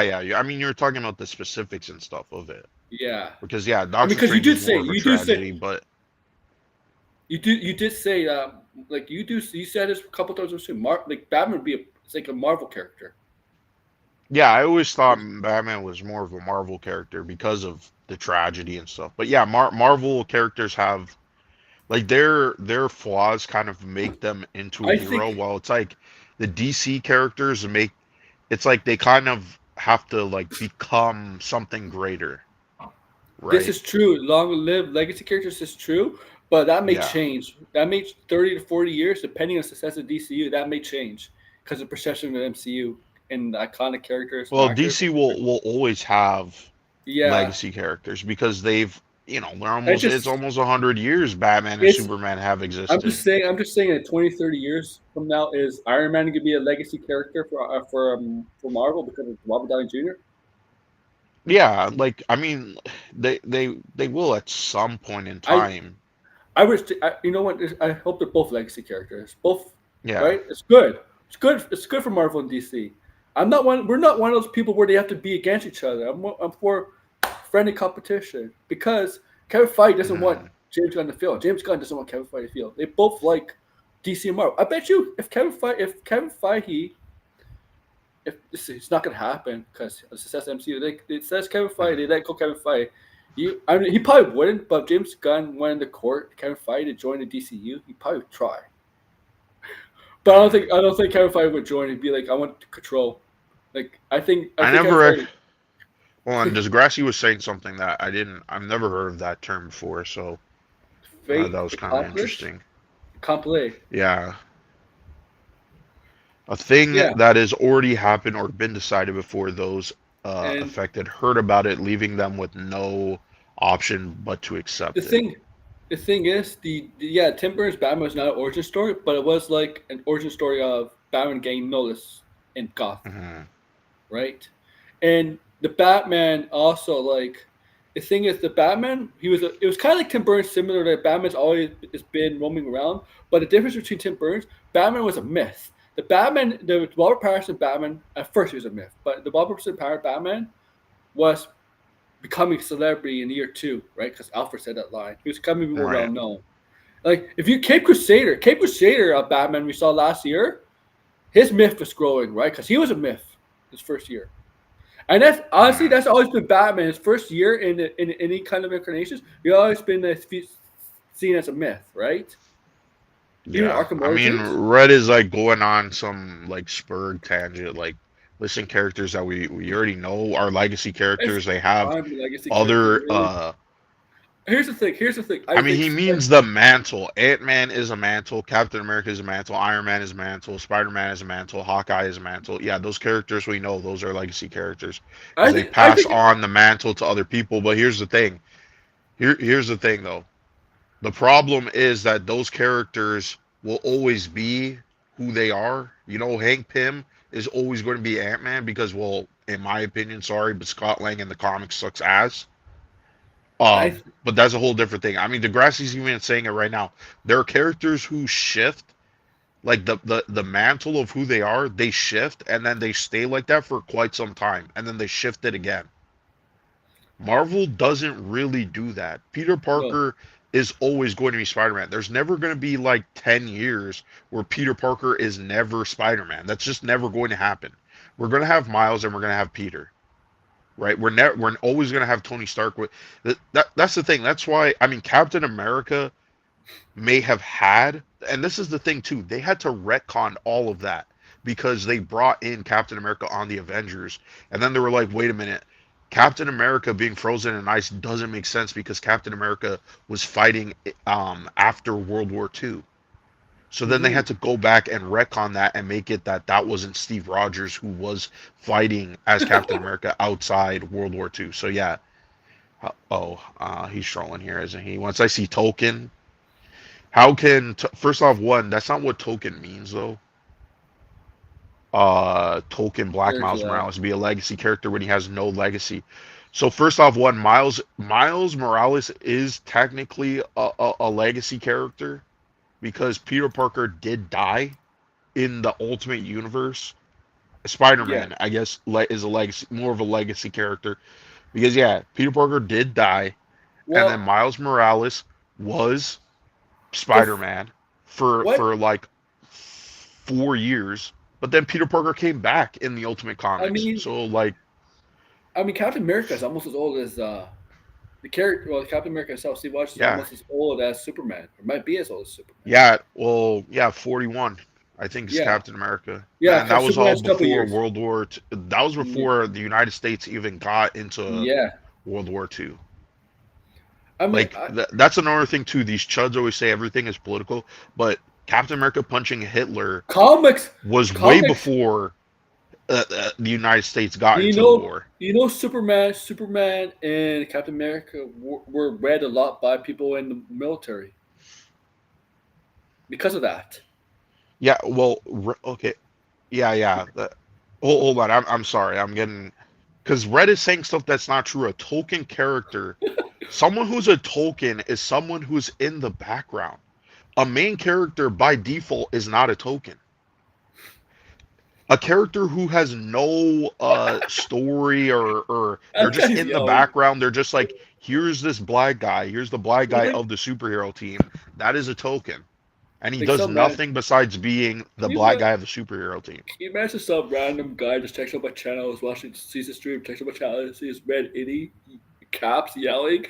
Yeah, Red is literally arguing Eric July points. Like Eric July is No, the but one who talks about token and shit. I know he's trolling and shit. yeah, But I like know.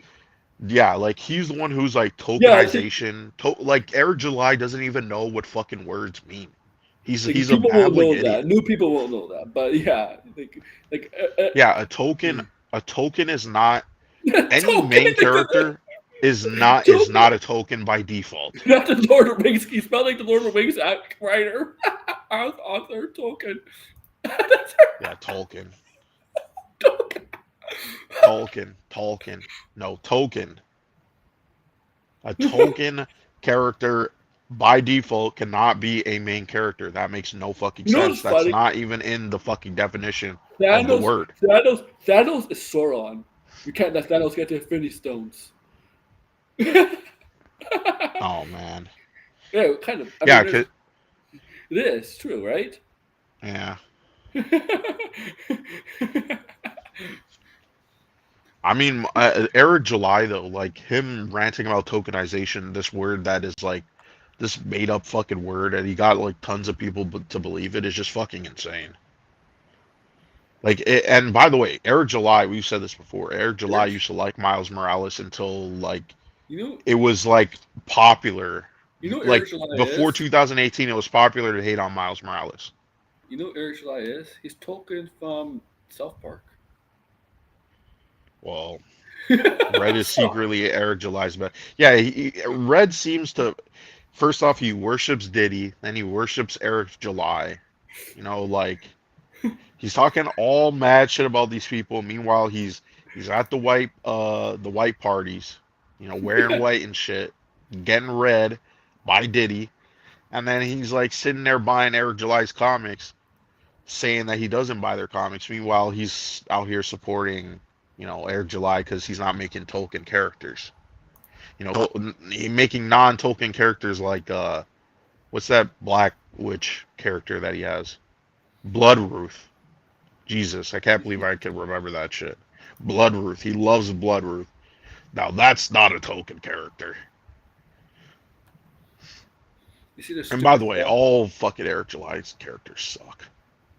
You see the stupid tweet. I'm reading this tweet right now. Some guy. Clearly, a Snyder called this. David Corey says Superman must really be weak to need to shield himself from a monster blasting fire at him. Henry Cavill Superman needs to shield himself from bullets. Oh man, who said that? Air July said that. Not Herschel, some guy named Richard. Oh, Next. I seen that post going around, like that, not post, but that idea that You why know, is he shielding you know, himself? I don't think Superman's suit is fireproof, is it? I don't know. I don't know. It could be a Kryptonian suit that he's wearing, based on the design of it and all that stuff. So we'll see in the movie, I guess. I don't know. Every little detail and thing they Yeah, criticize in the movie, and it's like, you guys criticize the most minute details, I'm but gonna, you can't praise all the good details. Isn't that I'm gonna, interesting? The stuff that's I'm front gonna and do that center, for you the, can't praise. I'm gonna do it for the Fantastic Four just for a joke. To pick everything in Fantastic Four as a joke.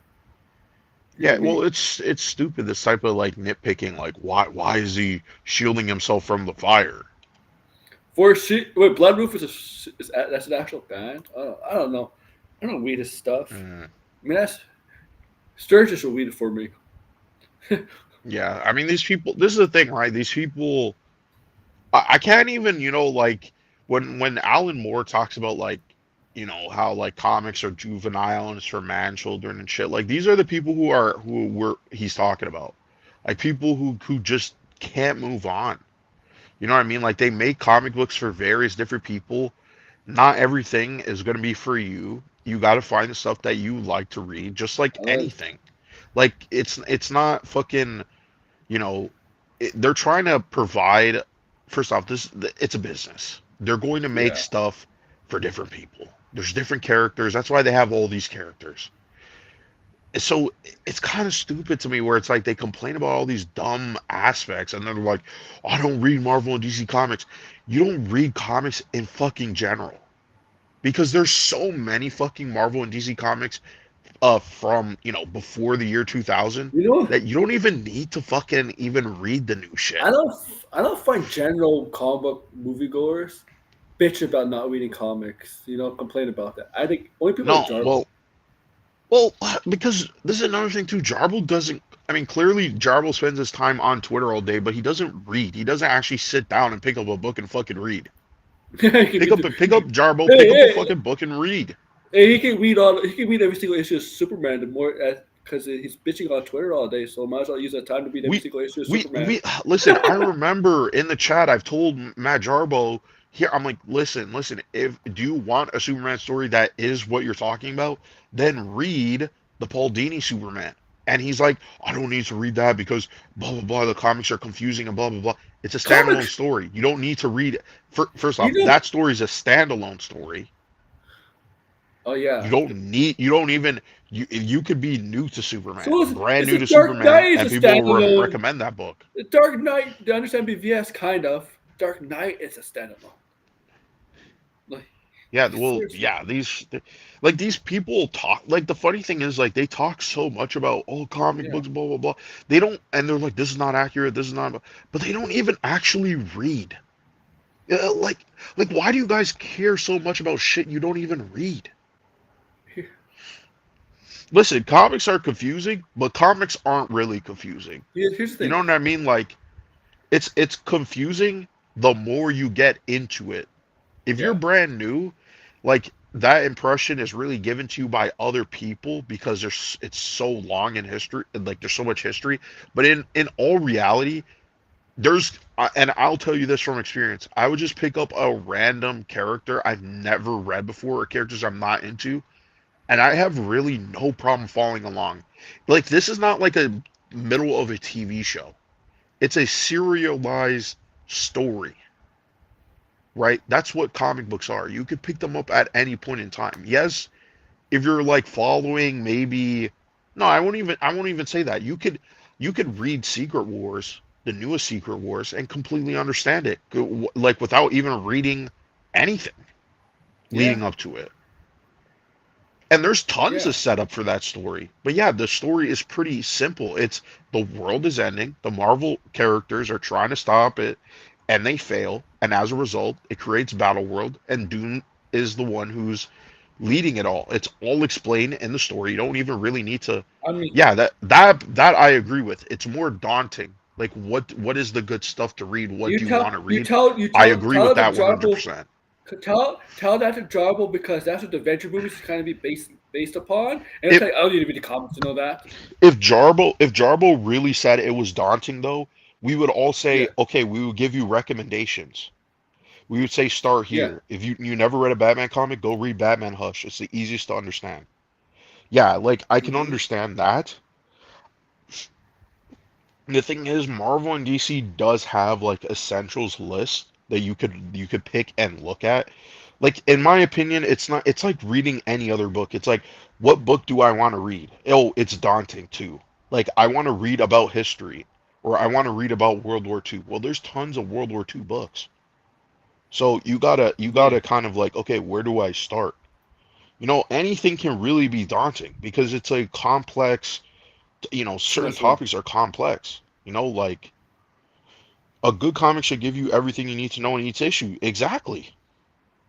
Exactly. And that's how Marvel and DC operate. They never tell their writers, "Yo, you need to write a story that is based on something that has already existed." No. That's not how Marvel and DC operate at all. It's just a misconception that people have because it's there's so much stories, there's so much books, right? But you do not need to read everything. Like that's another thing too. People in this community, it's like, oh, look how much I know. Look at all this stuff. Yeah, we all know stuff from reading comic books, right? That people may not know because it's niche. You know what I mean? I I'm, don't know every single fucking I'm thing, telling you, right? I'm telling you right now. We If this is if the Avengers Doomsday is basically loose on Battle World, Doom is Mhm. going to be redeemed. Well, kind of not redeemed, but Doom is going to be. I Yeah, I want to say think he'll be redeemed. like a relatable character, but Yeah, obviously he's the villain. but I think it'll be like maybe redeemed because in the end of at the end of Secret Wars, he does his face is not disfigured anymore, isn't it? hmm It has to be. Then like, No, well, in Secret Wars, his face is disfigured. but at the end of it, it's not anymore. No, yes, Yeah. Look, yeah, it's there's a not. It's not. chance. There's a chance that Doctor, like I don't know if Robert Downey Jr. is good. There's a chance Doctor Doom might end up becoming a good guy eventually in the MCU because they're kind of treating on the line with him being good and bad, like Magneto, kind of like Yeah. Magneto's fully went good in Well, I Marvel. think he's like. I think they'll make. Yeah, I think Magneto's like a good because Yeah, Magneto's like an anti-villain. yeah, Like yeah, eh, that would probably be an interesting thing for Marvel to do because yeah, they have tons of anti-heroes, but we don't really have anti-villains in the MCU. Yeah, Alan yeah, Scott was the first Green Lantern. But yeah. He was the Alan Scott. Yeah, he was. Um, but yeah, so I mean, yeah, I understand. Like comics is very confusing and stuff like that, and where do you start? But I feel like once you're in it, and if you really want to read it, or if you really want to just read good stories, then yeah, there's probably like a couple books you could read to get a good gist of the character. And but that's the thing. Like Matt Jarbo is putting out a disingenuous argument. He's trying to say this well, is all always, confusing, and always. it's really just there for to trap us in the argument because he just wants to seem like yes he's right no matter what. It's like it's not about the fact that uh people can enjoy this, like people who are new to this, they can enjoy this, He's right? And people call him out because he's a disingenuous bastard. he's a Like narcissistic, yeah, and if narcissistic there was people, somebody making this argument and they wanted to learn, well guess what, they would end up learning, and but that's what that's not Jessica's the trying to do. position. Apparently, Oh, but she's a clown. These people are clowns though. Like there's certain people on YouTube, their whole thing is to just be disingenuous because they make money from it. If we're talking about genuine people, that's a different story. But Matt Jarbo's not a genuine person. He does this no. intentionally. He does this because he sees that people foam at the mouth and he gets fucking clowned on a daily basis. And so he has to continue with that because that's his only form of engagement. If Matt Jarbo today decided, I'm going to read a Superman book and then say I liked it, guess what? Nobody will bother or talk about Matt Jarbo again. Yeah. Nobody, because we don't have any issue with what he. We would all say good for him. We would all say good for him. But Matt Jarbo is a talentless hack, and the only way he can get attention is by shitting on things and making no fucking sense and acting like he's a pretentious Have intellectual you noticed when the that a guy lot? can't even read a fucking comic book. Have you noticed that it's mostly the talented people that shit on things? Well, of course, because they're jealous. Yeah, my, you know what? Yeah, yeah. I think I said a couple days ago on the stream. I like called out people who said they're in the industry. They're on YouTube, like Jester Bell. You know, she's an independent filmmaker. Jarbo claims he's a Mhm. filmmaker. People like that, and they're all they're doing is rage bait on on social media on YouTube and social media. And yeah, that's because he failed to try to get in. Let's be honest. You try. Well, yeah, I mean he's salty. He's salty about Yeah, everything. If there's somebody who knows more than Matt Jarbo, he gets upset. yeah, You know, that's the kind of person Matt Jarbo is. yeah. He's a Matt narcissist. He Jarbo can't does not admit want it. to learn from other people. He does not want to be informed. He's a He narcissist. wants to be stupid and he wants to be right about it. Here's the thing: narcissism. Hey, narcissism is a form is a form of stupidity. I'm sorry. I mean, to be fair, it is a mental illness, but in Jarbo's It's case, not a good fuck mental illness. Jarbo. I mean, no mental illness is good, right? I Yeah, mean, there's some people where yeah, that's just unfortunately that is who they are, and sometimes, most sadly, most likely some not, those types of people don't go to therapy for it. some people act like a narcissist, but deep down they're not really narcissists at all. No, here's the thing. I mean, our current society promotes the hell out of narcissism. Yes, it does. People who are narcissists will probably sadly be more That's successful. that's a statement on social media, right? Everybody has when you're disagreeing with somebody's opinion on something, or right? Hmm. I think a narcissistic thing to say. No, you're wrong. Like you Yeah, say, everybody else is wrong. You never see people yeah, admit that they're wrong, yeah. right? You For know, having like an we're not opinion, always going to be right about stuff. for have, even yeah, like you're. So you have an opinion on something blinded, and the person's like, "You're Mhm. wrong." That's narcissism right there, right? Like, Well, I mean, it depends.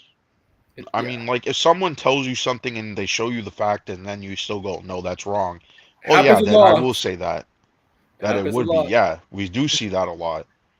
I mean, again, Matt Jarbo, it's like This, we could be blue in the face and show Matt Jarbo uh, facts. Like we're not even saying you can't have an opinion. We're just saying here is the objective truth of what you're saying, and he'll be blue in the face saying that we're oh my fucking wrong god. and blah blah blah. That's Matt Jarbo's mo. One day, not from Oh long now, my two girls will be god. Can you shown imagine? video in Because front. I Isn't think he this has your two dad? dollars. I think he has $2. Yes, he does. Yeah.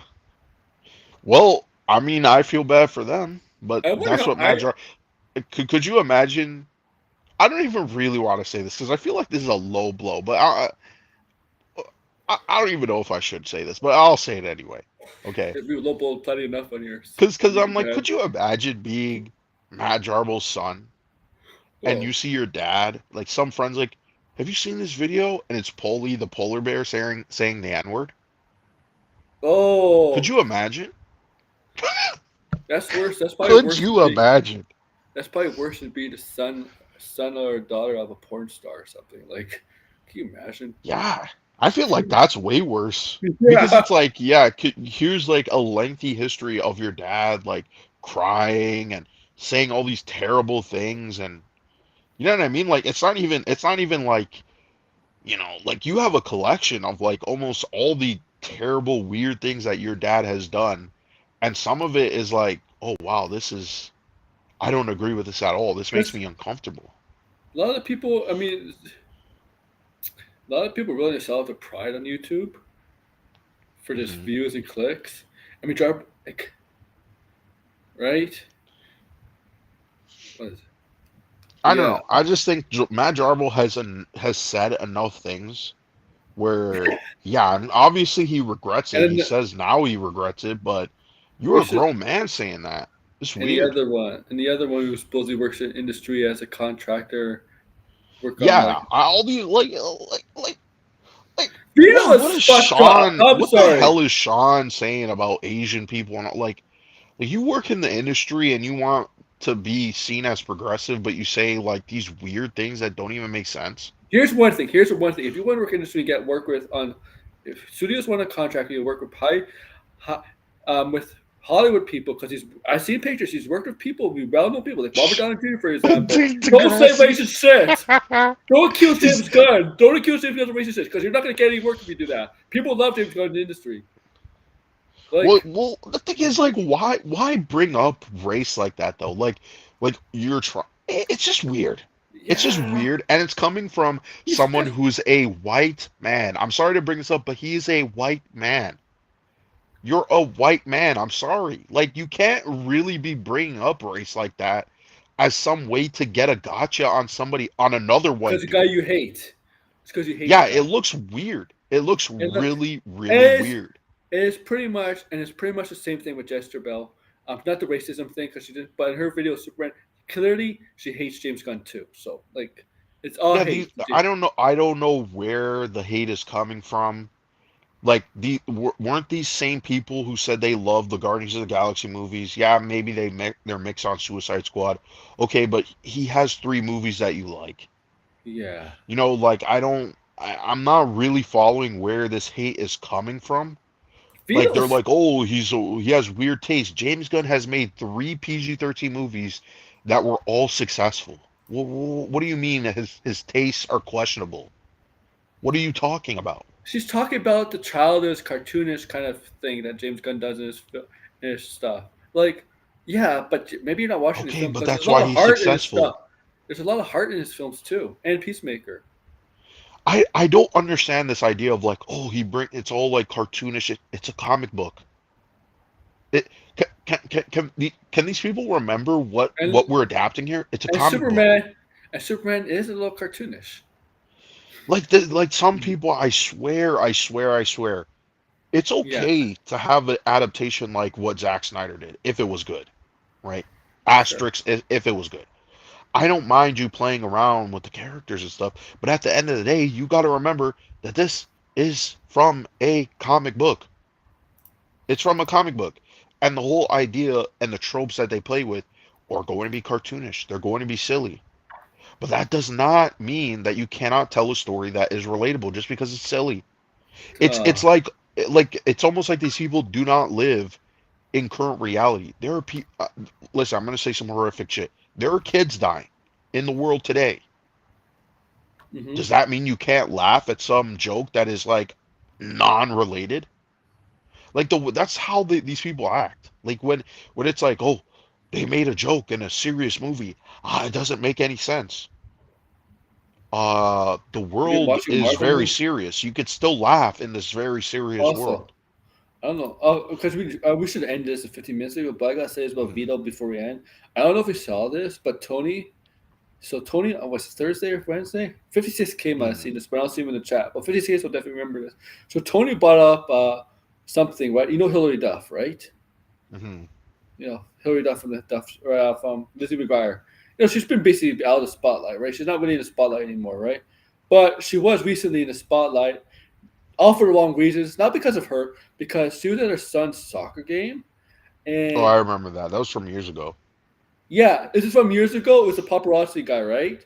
Mhm. Spying on, paparazzi scum. So recently this I don't came think he up. was a paparazzi though. Oh, so this recently came up. Apparently, I don't know what if it came up or not, or just Tony just found it out of nowhere. Mhm. So you saw Vito's comment on below on I this. saw And his comment too. Yeah, on Twitter. I know exactly what you're talking about. yeah, you want to say it? You can say it to the. I It's don't remember what he said. I just got the gist of it, where it's like, this is why you keep your kids indoors or something like that. yeah, something like, yeah, like. I mean, the photographer. I think he said he was just practicing his photography skills. I mean, he is taking. I don't know. It was like You don't think I it, don't think he was doing anything particularly wrong. I just think it is kind of weird. You're taking pictures at a soccer game. It's just kind of weird. with a You know what I mean? celebrity Like, there, with the well, I celebrity don't there. even That's think kind he of knows that there's a celebrity there. I don't Based know. on the way he's talking to her, it doesn't. I don't think he even knows who she is, which is fair. I mean, she like people only know her It from a doesn't. fucking Disney It doesn't. Channel fucking It doesn't show. matter if it's a Like, celebrity child or celebrity child or regular person's child. It's ridiculous what he said, Vito. Like, yeah, no, no, so, no, no. The video, I'm talking mm, about the video. Vito, what Vito yeah, said was weird.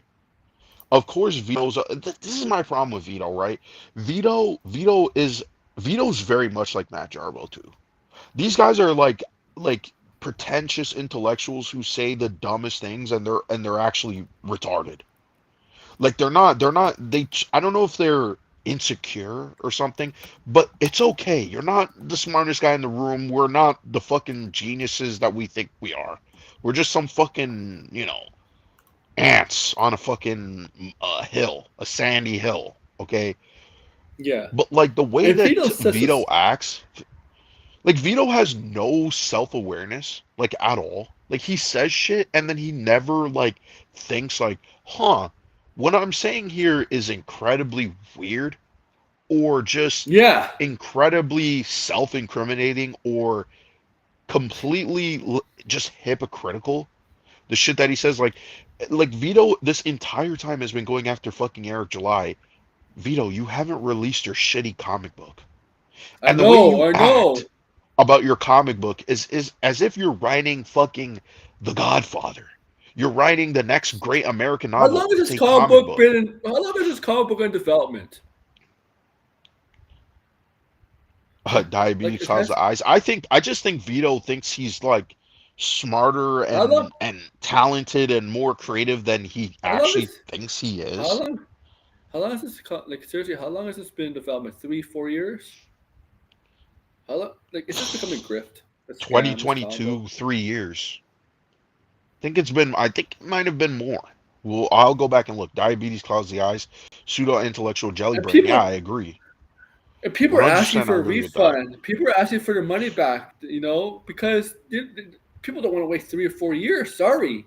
It's not Sorry. even that though. People can wait 3 or 4 years. It's the fact that Vito is on Twitter or making Yeah. videos complaining about shit that he doesn't need to do. He doesn't need to make these weird comments. He doesn't need to say strange things and gets into fights with people, And or he just, when Tony nitpicks. By the way, you can completely ignore Tony's nitpicking or autistic uh, nitpicking. You can yeah. completely ignore it. But again, Vito is this insecure person and he's like a perfectionist. He ran out of And money he's to got to pay the go back artist. and change it. Sorry, say it again.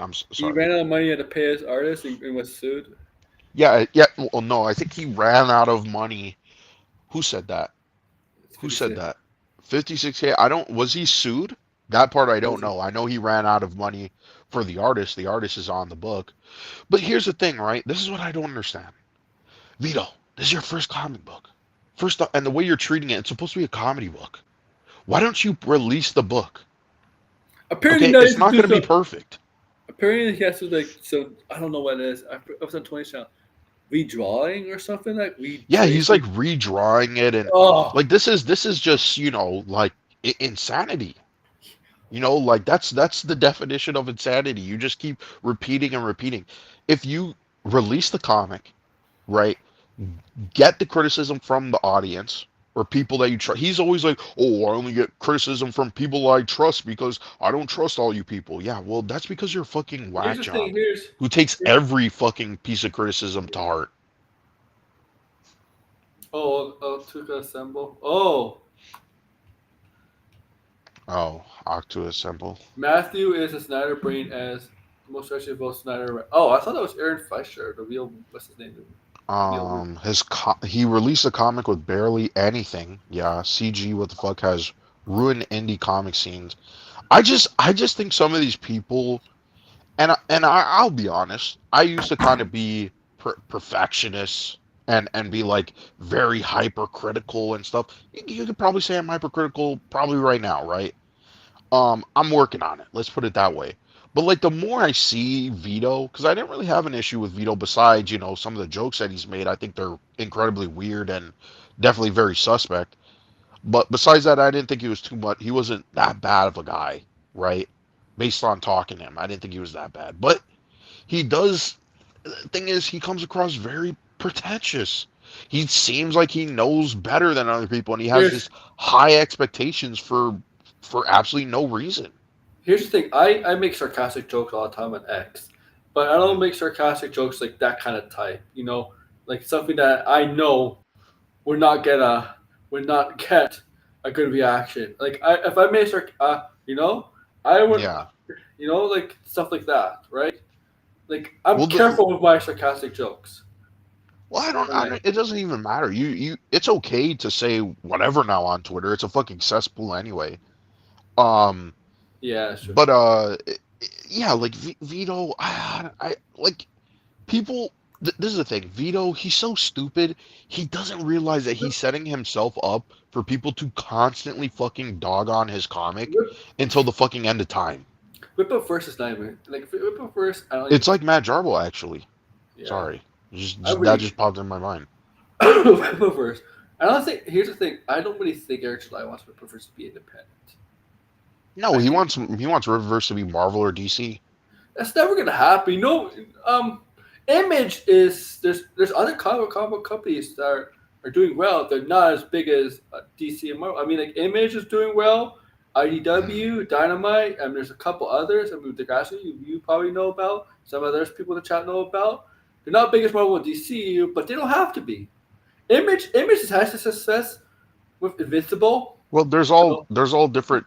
Well, in the Image is like for independent creators who get yeah, their work published, but they retain the rights to their work.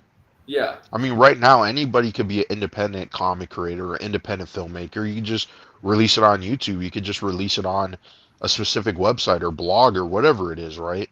Nothing is really stopping you besides maybe potentially money, time, supplies, resources, right? Because Those are things that would stop you, or an audience, right? Finding a platform to build an audience there's and showcase it. there's gonna be it will be dead by the time there's a company that rivals Marvel and DC on the Yeah, upper echelon. I mean the Rippaverse. If the Rippaverse really wants to compete with Marvel and DC, then it's going to have to become Well, woke. yeah, Um, thank you. Yeah, and it can't use a religious thing. I'm sorry, that's a limited audience. yeah, I hate the Rippaverse art style. It's like You're not. everything has to kind of like look the same or have like a very I'm, specific style, he even though it's even all different artists. you're I right just because hate the way it looks. if he becomes big as Marvel DC, he has to change everything about that universe. He Yeah, can't use the religious thing. I'm sorry, with Isom as his basis and other things, he can't use that. There's a small minority audience for that. You can't use that because yeah. There's most comic fans are not religious people. Let's be honest. No, but I mean, you can still have a religious character. Sure, Daredevil's a religious character. That doesn't sure, stop him from being popular. but it is not pushed like the Whipperverse pushes it. Well, here's the thing: like the way that the Riververse pushes it, it's not even important to the story like Daredevil. You know what I mean? That's how bad the writing is. It's like the character's Christian, but they don't even really explore it at all. It's a fucking cross on a crutch.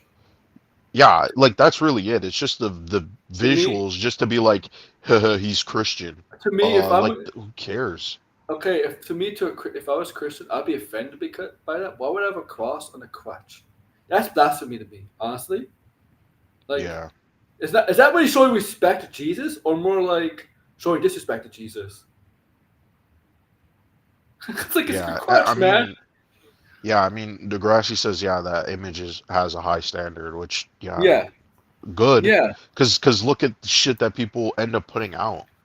Like, it's not, it's okay. Like, this is the thing, right? Like, I'll never discourage someone from making their first time comic. Like, is it going to be great? Is it going to be the greatest thing ever? No, but that's okay. And that's the Sure. problem with Vito. Vito's like, he wants his first comic to be the greatest thing ever. Well, you're not gonna learn from anything if it's the greatest first thing ever, man. Well, there you go. That's the problem with Vito. Vito thinks he knows everything and he can do no wrong. Here's the thing: when you overthink stuff, it's gonna be worse than what you. It's gonna be not as good. Overthinking Yeah, is bad. Vito falls from what's that? The Dunning Kruger effect. Yeah. Yeah. severely. It's like, yeah, you have all this experience, and Yes. therefore I know everything. You really don't. You really don't, Vito. Like be honest with yourself. Same thing with these people putting out these comics. You don't know. Just put out the comic and or I mean, yeah, just I shut love up and stop talking I about love weird shit on Sturgis. Twitter. I love Sturgis who whipped on Mark. Was it Mark Miller or Mark Wade? That Mark Wade is a shitty comic book writer, and he said like Chuck Dixon's the best, like one of the best comic book writers. I mean, Mark Wade is better than Chuck Dixon. Really? He said that? He's such a fucking Yeah, idiot. yeah. 56K. Did he say something like that? A couple of He mentions said come Mark on. Like, Wade is a terrible writer. Really? yeah, yeah. Mark fucking Wade. Are you serious? I think 56K. I know that was a 20 stream, right? But did he say that? Did he say I that? would say Mark Wade is definitely a better writer than Chuck Dixon. I mean, Mark Wade has well, first off, one like he's just a consistently good writer. He read or sorry Whoa. read written tons of famous arcs for various characters, like beloved characters. Fantastic Four, Daredevil. I mean, holy shit! Like this guy has written pretty much. I mean, Batman, Superman. Like, personally, I think Mark Wade. He obviously likes to do a lot of different stuff with characters. He tends to go the opposite way with characters, like what he did with Daredevil, right?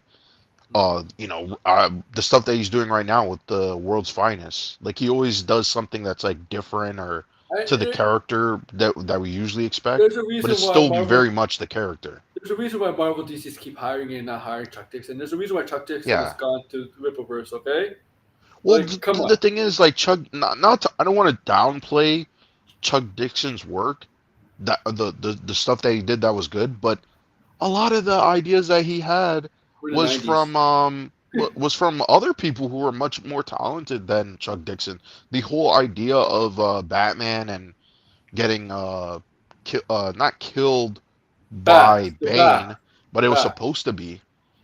Bane was supposed to kill Batman. I'm blanking on the writer who was supposed to do this, and the reason why they didn't do it was because they were like, well, actually, that's what we're gonna do with Superman, and so they didn't actually end up killing Batman because of that. He I'm only gonna say broke his hard. back. I'm gonna say a hot take here. Bane hasn't been really that interesting since. Mm, There's I sometimes don't like Tom King's run, but I kind of like his Bane. yeah, but like I mean, '97 movie kind of ruined Bane. That to me, like oh my god, Batman Robin's Bane. I don't know what the fuck that was. I'm not. Hold on, I'm not sure if Degrassi knows what I'm talking about. There was a writer who came up with the idea. I could be wrong, Mark or I could be Wade. mixing it up. It's by the way, you spelled his name wrong. It's not. That's not how you spell Wade. You think it's WAID, right? Yeah. He's W. Wait. It has an A in it. W. AID, I think. I. Yeah. Okay.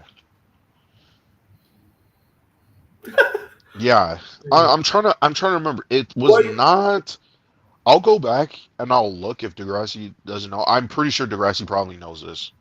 Okay, But he you know, definitely knows this, but if he doesn't put it in the chat, I will look it up to see.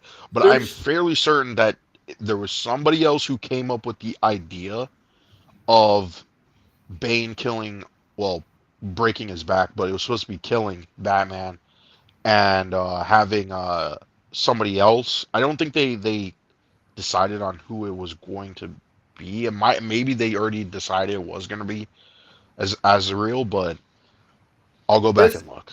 I'll this go big back and look. change. I want to crash you guys. Degrassi, blind DC and Marvel, because I heard this. There's big decision making that goes on in the comics continually. Do they have to go through Mhm. the higher ups in the before they get the final approval to do this for like a big thing like the death of Superman? Does that have to get approval? Yeah, they have to approve that. That's Yeah. what I think. That's why I think Tom McFarlane left Marvel. Right? He didn't like that. No, I think it was Think- I think it was because of the I mean like all the stuff that he ends up creating, he doesn't own it, right? Yeah, Like that's. Todd McFarlane created Venom and all these like character Oh not yeah, I well think he's. I mean not characters. It wasn't just characters. Like look at his famous Spider-Man cover. Look how So much money. Angel Look how much money that sold. Like money is sold. Look how many comics that sold of that cover. Everybody knows that's that cover that he drew of yeah, Spider-Man. yeah, So it's like they kind of knew that they and had some that's cachet. People would buy their stuff, and that's why they and made Image. his name alone is what people like bought the first issue of Spawn because first issue of Spawn sold like crazy.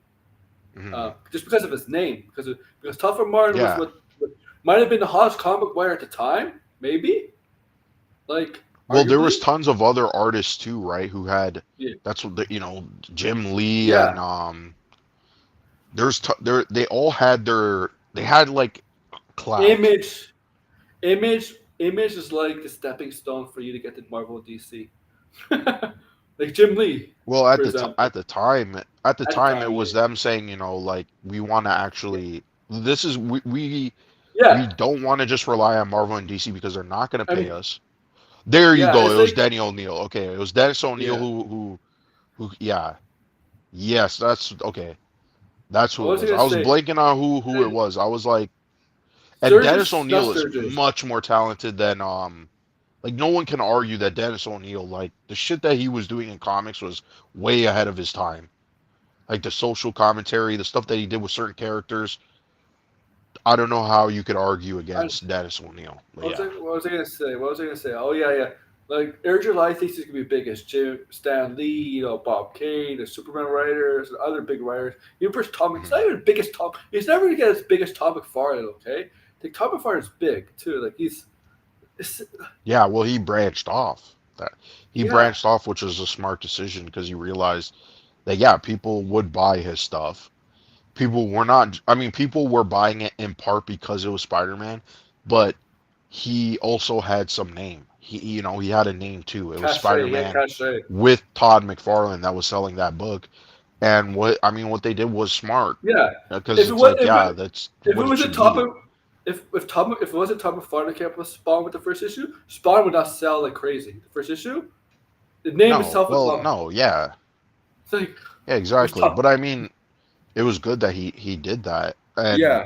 Marvel, I still think to this day, Marvel and DC should 100% give artists way more that I mean what they're owed, right? And what they're owed even after they leave, especially if they create a character who goes on to make them billions of dollars. I just, these companies, I get it, they own the IP, but Hey, the IP wouldn't have existed hey, if it wasn't for this writer and artist.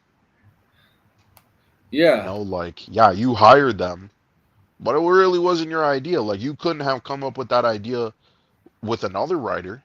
You know what I mean? Like, that, and that's the thing. Like maybe Marvel and DC in the future will just have like AI fucking ideas that they give to artists and writers, so then they can avoid that. Hopefully, I'm not giving them ideas, but You're giving me in ideas. the future, I'm sure they That's will what. try to mitigate that. That's why certain Fantastic Four actor deleted all her social medias. It's because of Like, AI and Natasha uh, Lyonne. That's the reason people believe she deleted their social medias because she's getting a lot of blowback. Apparently, like getting involved in yeah, AI. people nowadays call anything AI. You could put out Yeah, hand fucking yeah. drawn original art, and people will call it AI. Like people don't fucking know shit. You know what I mean? I get it. It's controversial. And There's issues with AI I don't you know, agree with, you know the but sad part is before she deleted, I tweeted because I the poker face show is pretty funny, and I compared it to mm, like she's the world best detective. Like she's giving Batman the one for the money for the world best detective. But mm, she deleted like the next day. I yeah, was trying to see if I like retweet that or something because she retweeted me like a month ago. Oh well, hmm, she deleted because apparently because of blowback of apparently getting the AI stuff. yeah. Yeah, we should end this. It's almost 1 o'clock. Sorry. This is longer than I expected. Yeah, I just wanted to rant about Vito. I mean, tomorrow's a holiday anyway, but Yeah, it yeah, is. like like Here is a seriously, holiday, guys. Vito and Matt Jarbo are very similar, Here, very guys. very similar. In Canada's a holiday. I'm not sure if your holiday is this if Memorial Day Is you guys have. Memorial Day this weekend? I don't Yeah, think it is. I think it might be next weekend. yeah. We have Victoria Day, like Yeah. Queen Victoria, whatever. Um, I know. I'm pretty sure Red her Victoria Day because it lives close to the Canadian border. I did think Victoria Day was like next weekend, but I was Yeah. mistaken. All right. I forgot Lilo and Stitch comes out next weekend with Mission Impossible. I don't think Mission Impossible is going to do well, I heard sadly. Mission Impossible is not that good from what some of the early I hear reviews. mixed things. If you look Mixed at the things. Rotten Tomato score, it says it's like Mm-hmm. 80. But yeah, I did Oh, hear people say it wasn't as good, so I don't know. I'm still gonna go watch right. it. When's Andor talk? Good Yeah, question. I gotta do Andor talk. I mean, we could do the final episodes. Yeah, for sure. Um, yeah. I think you should watch Rogue One though, and do the final episodes again, yeah, because it does make sense once you watch Rogue One. It's that's what actually I did. more sad when you watch Rogue One. Yeah. Because a lot of things in the series, obviously, that connects to Rogue One. But yeah, let's end this A here because lot of things. yeah, Shockingly, make a lot of small details. Yes, make like sure to Bix's end. gun. Yeah. I'll say this one. Bix's gun is the gun he uses at the ending of the movie, or I think it might be throughout the movie, but So that yeah. would mean okay, okay. Make sure to like, share, subscribe, comment below. Do all that. We'll be back Tuesday for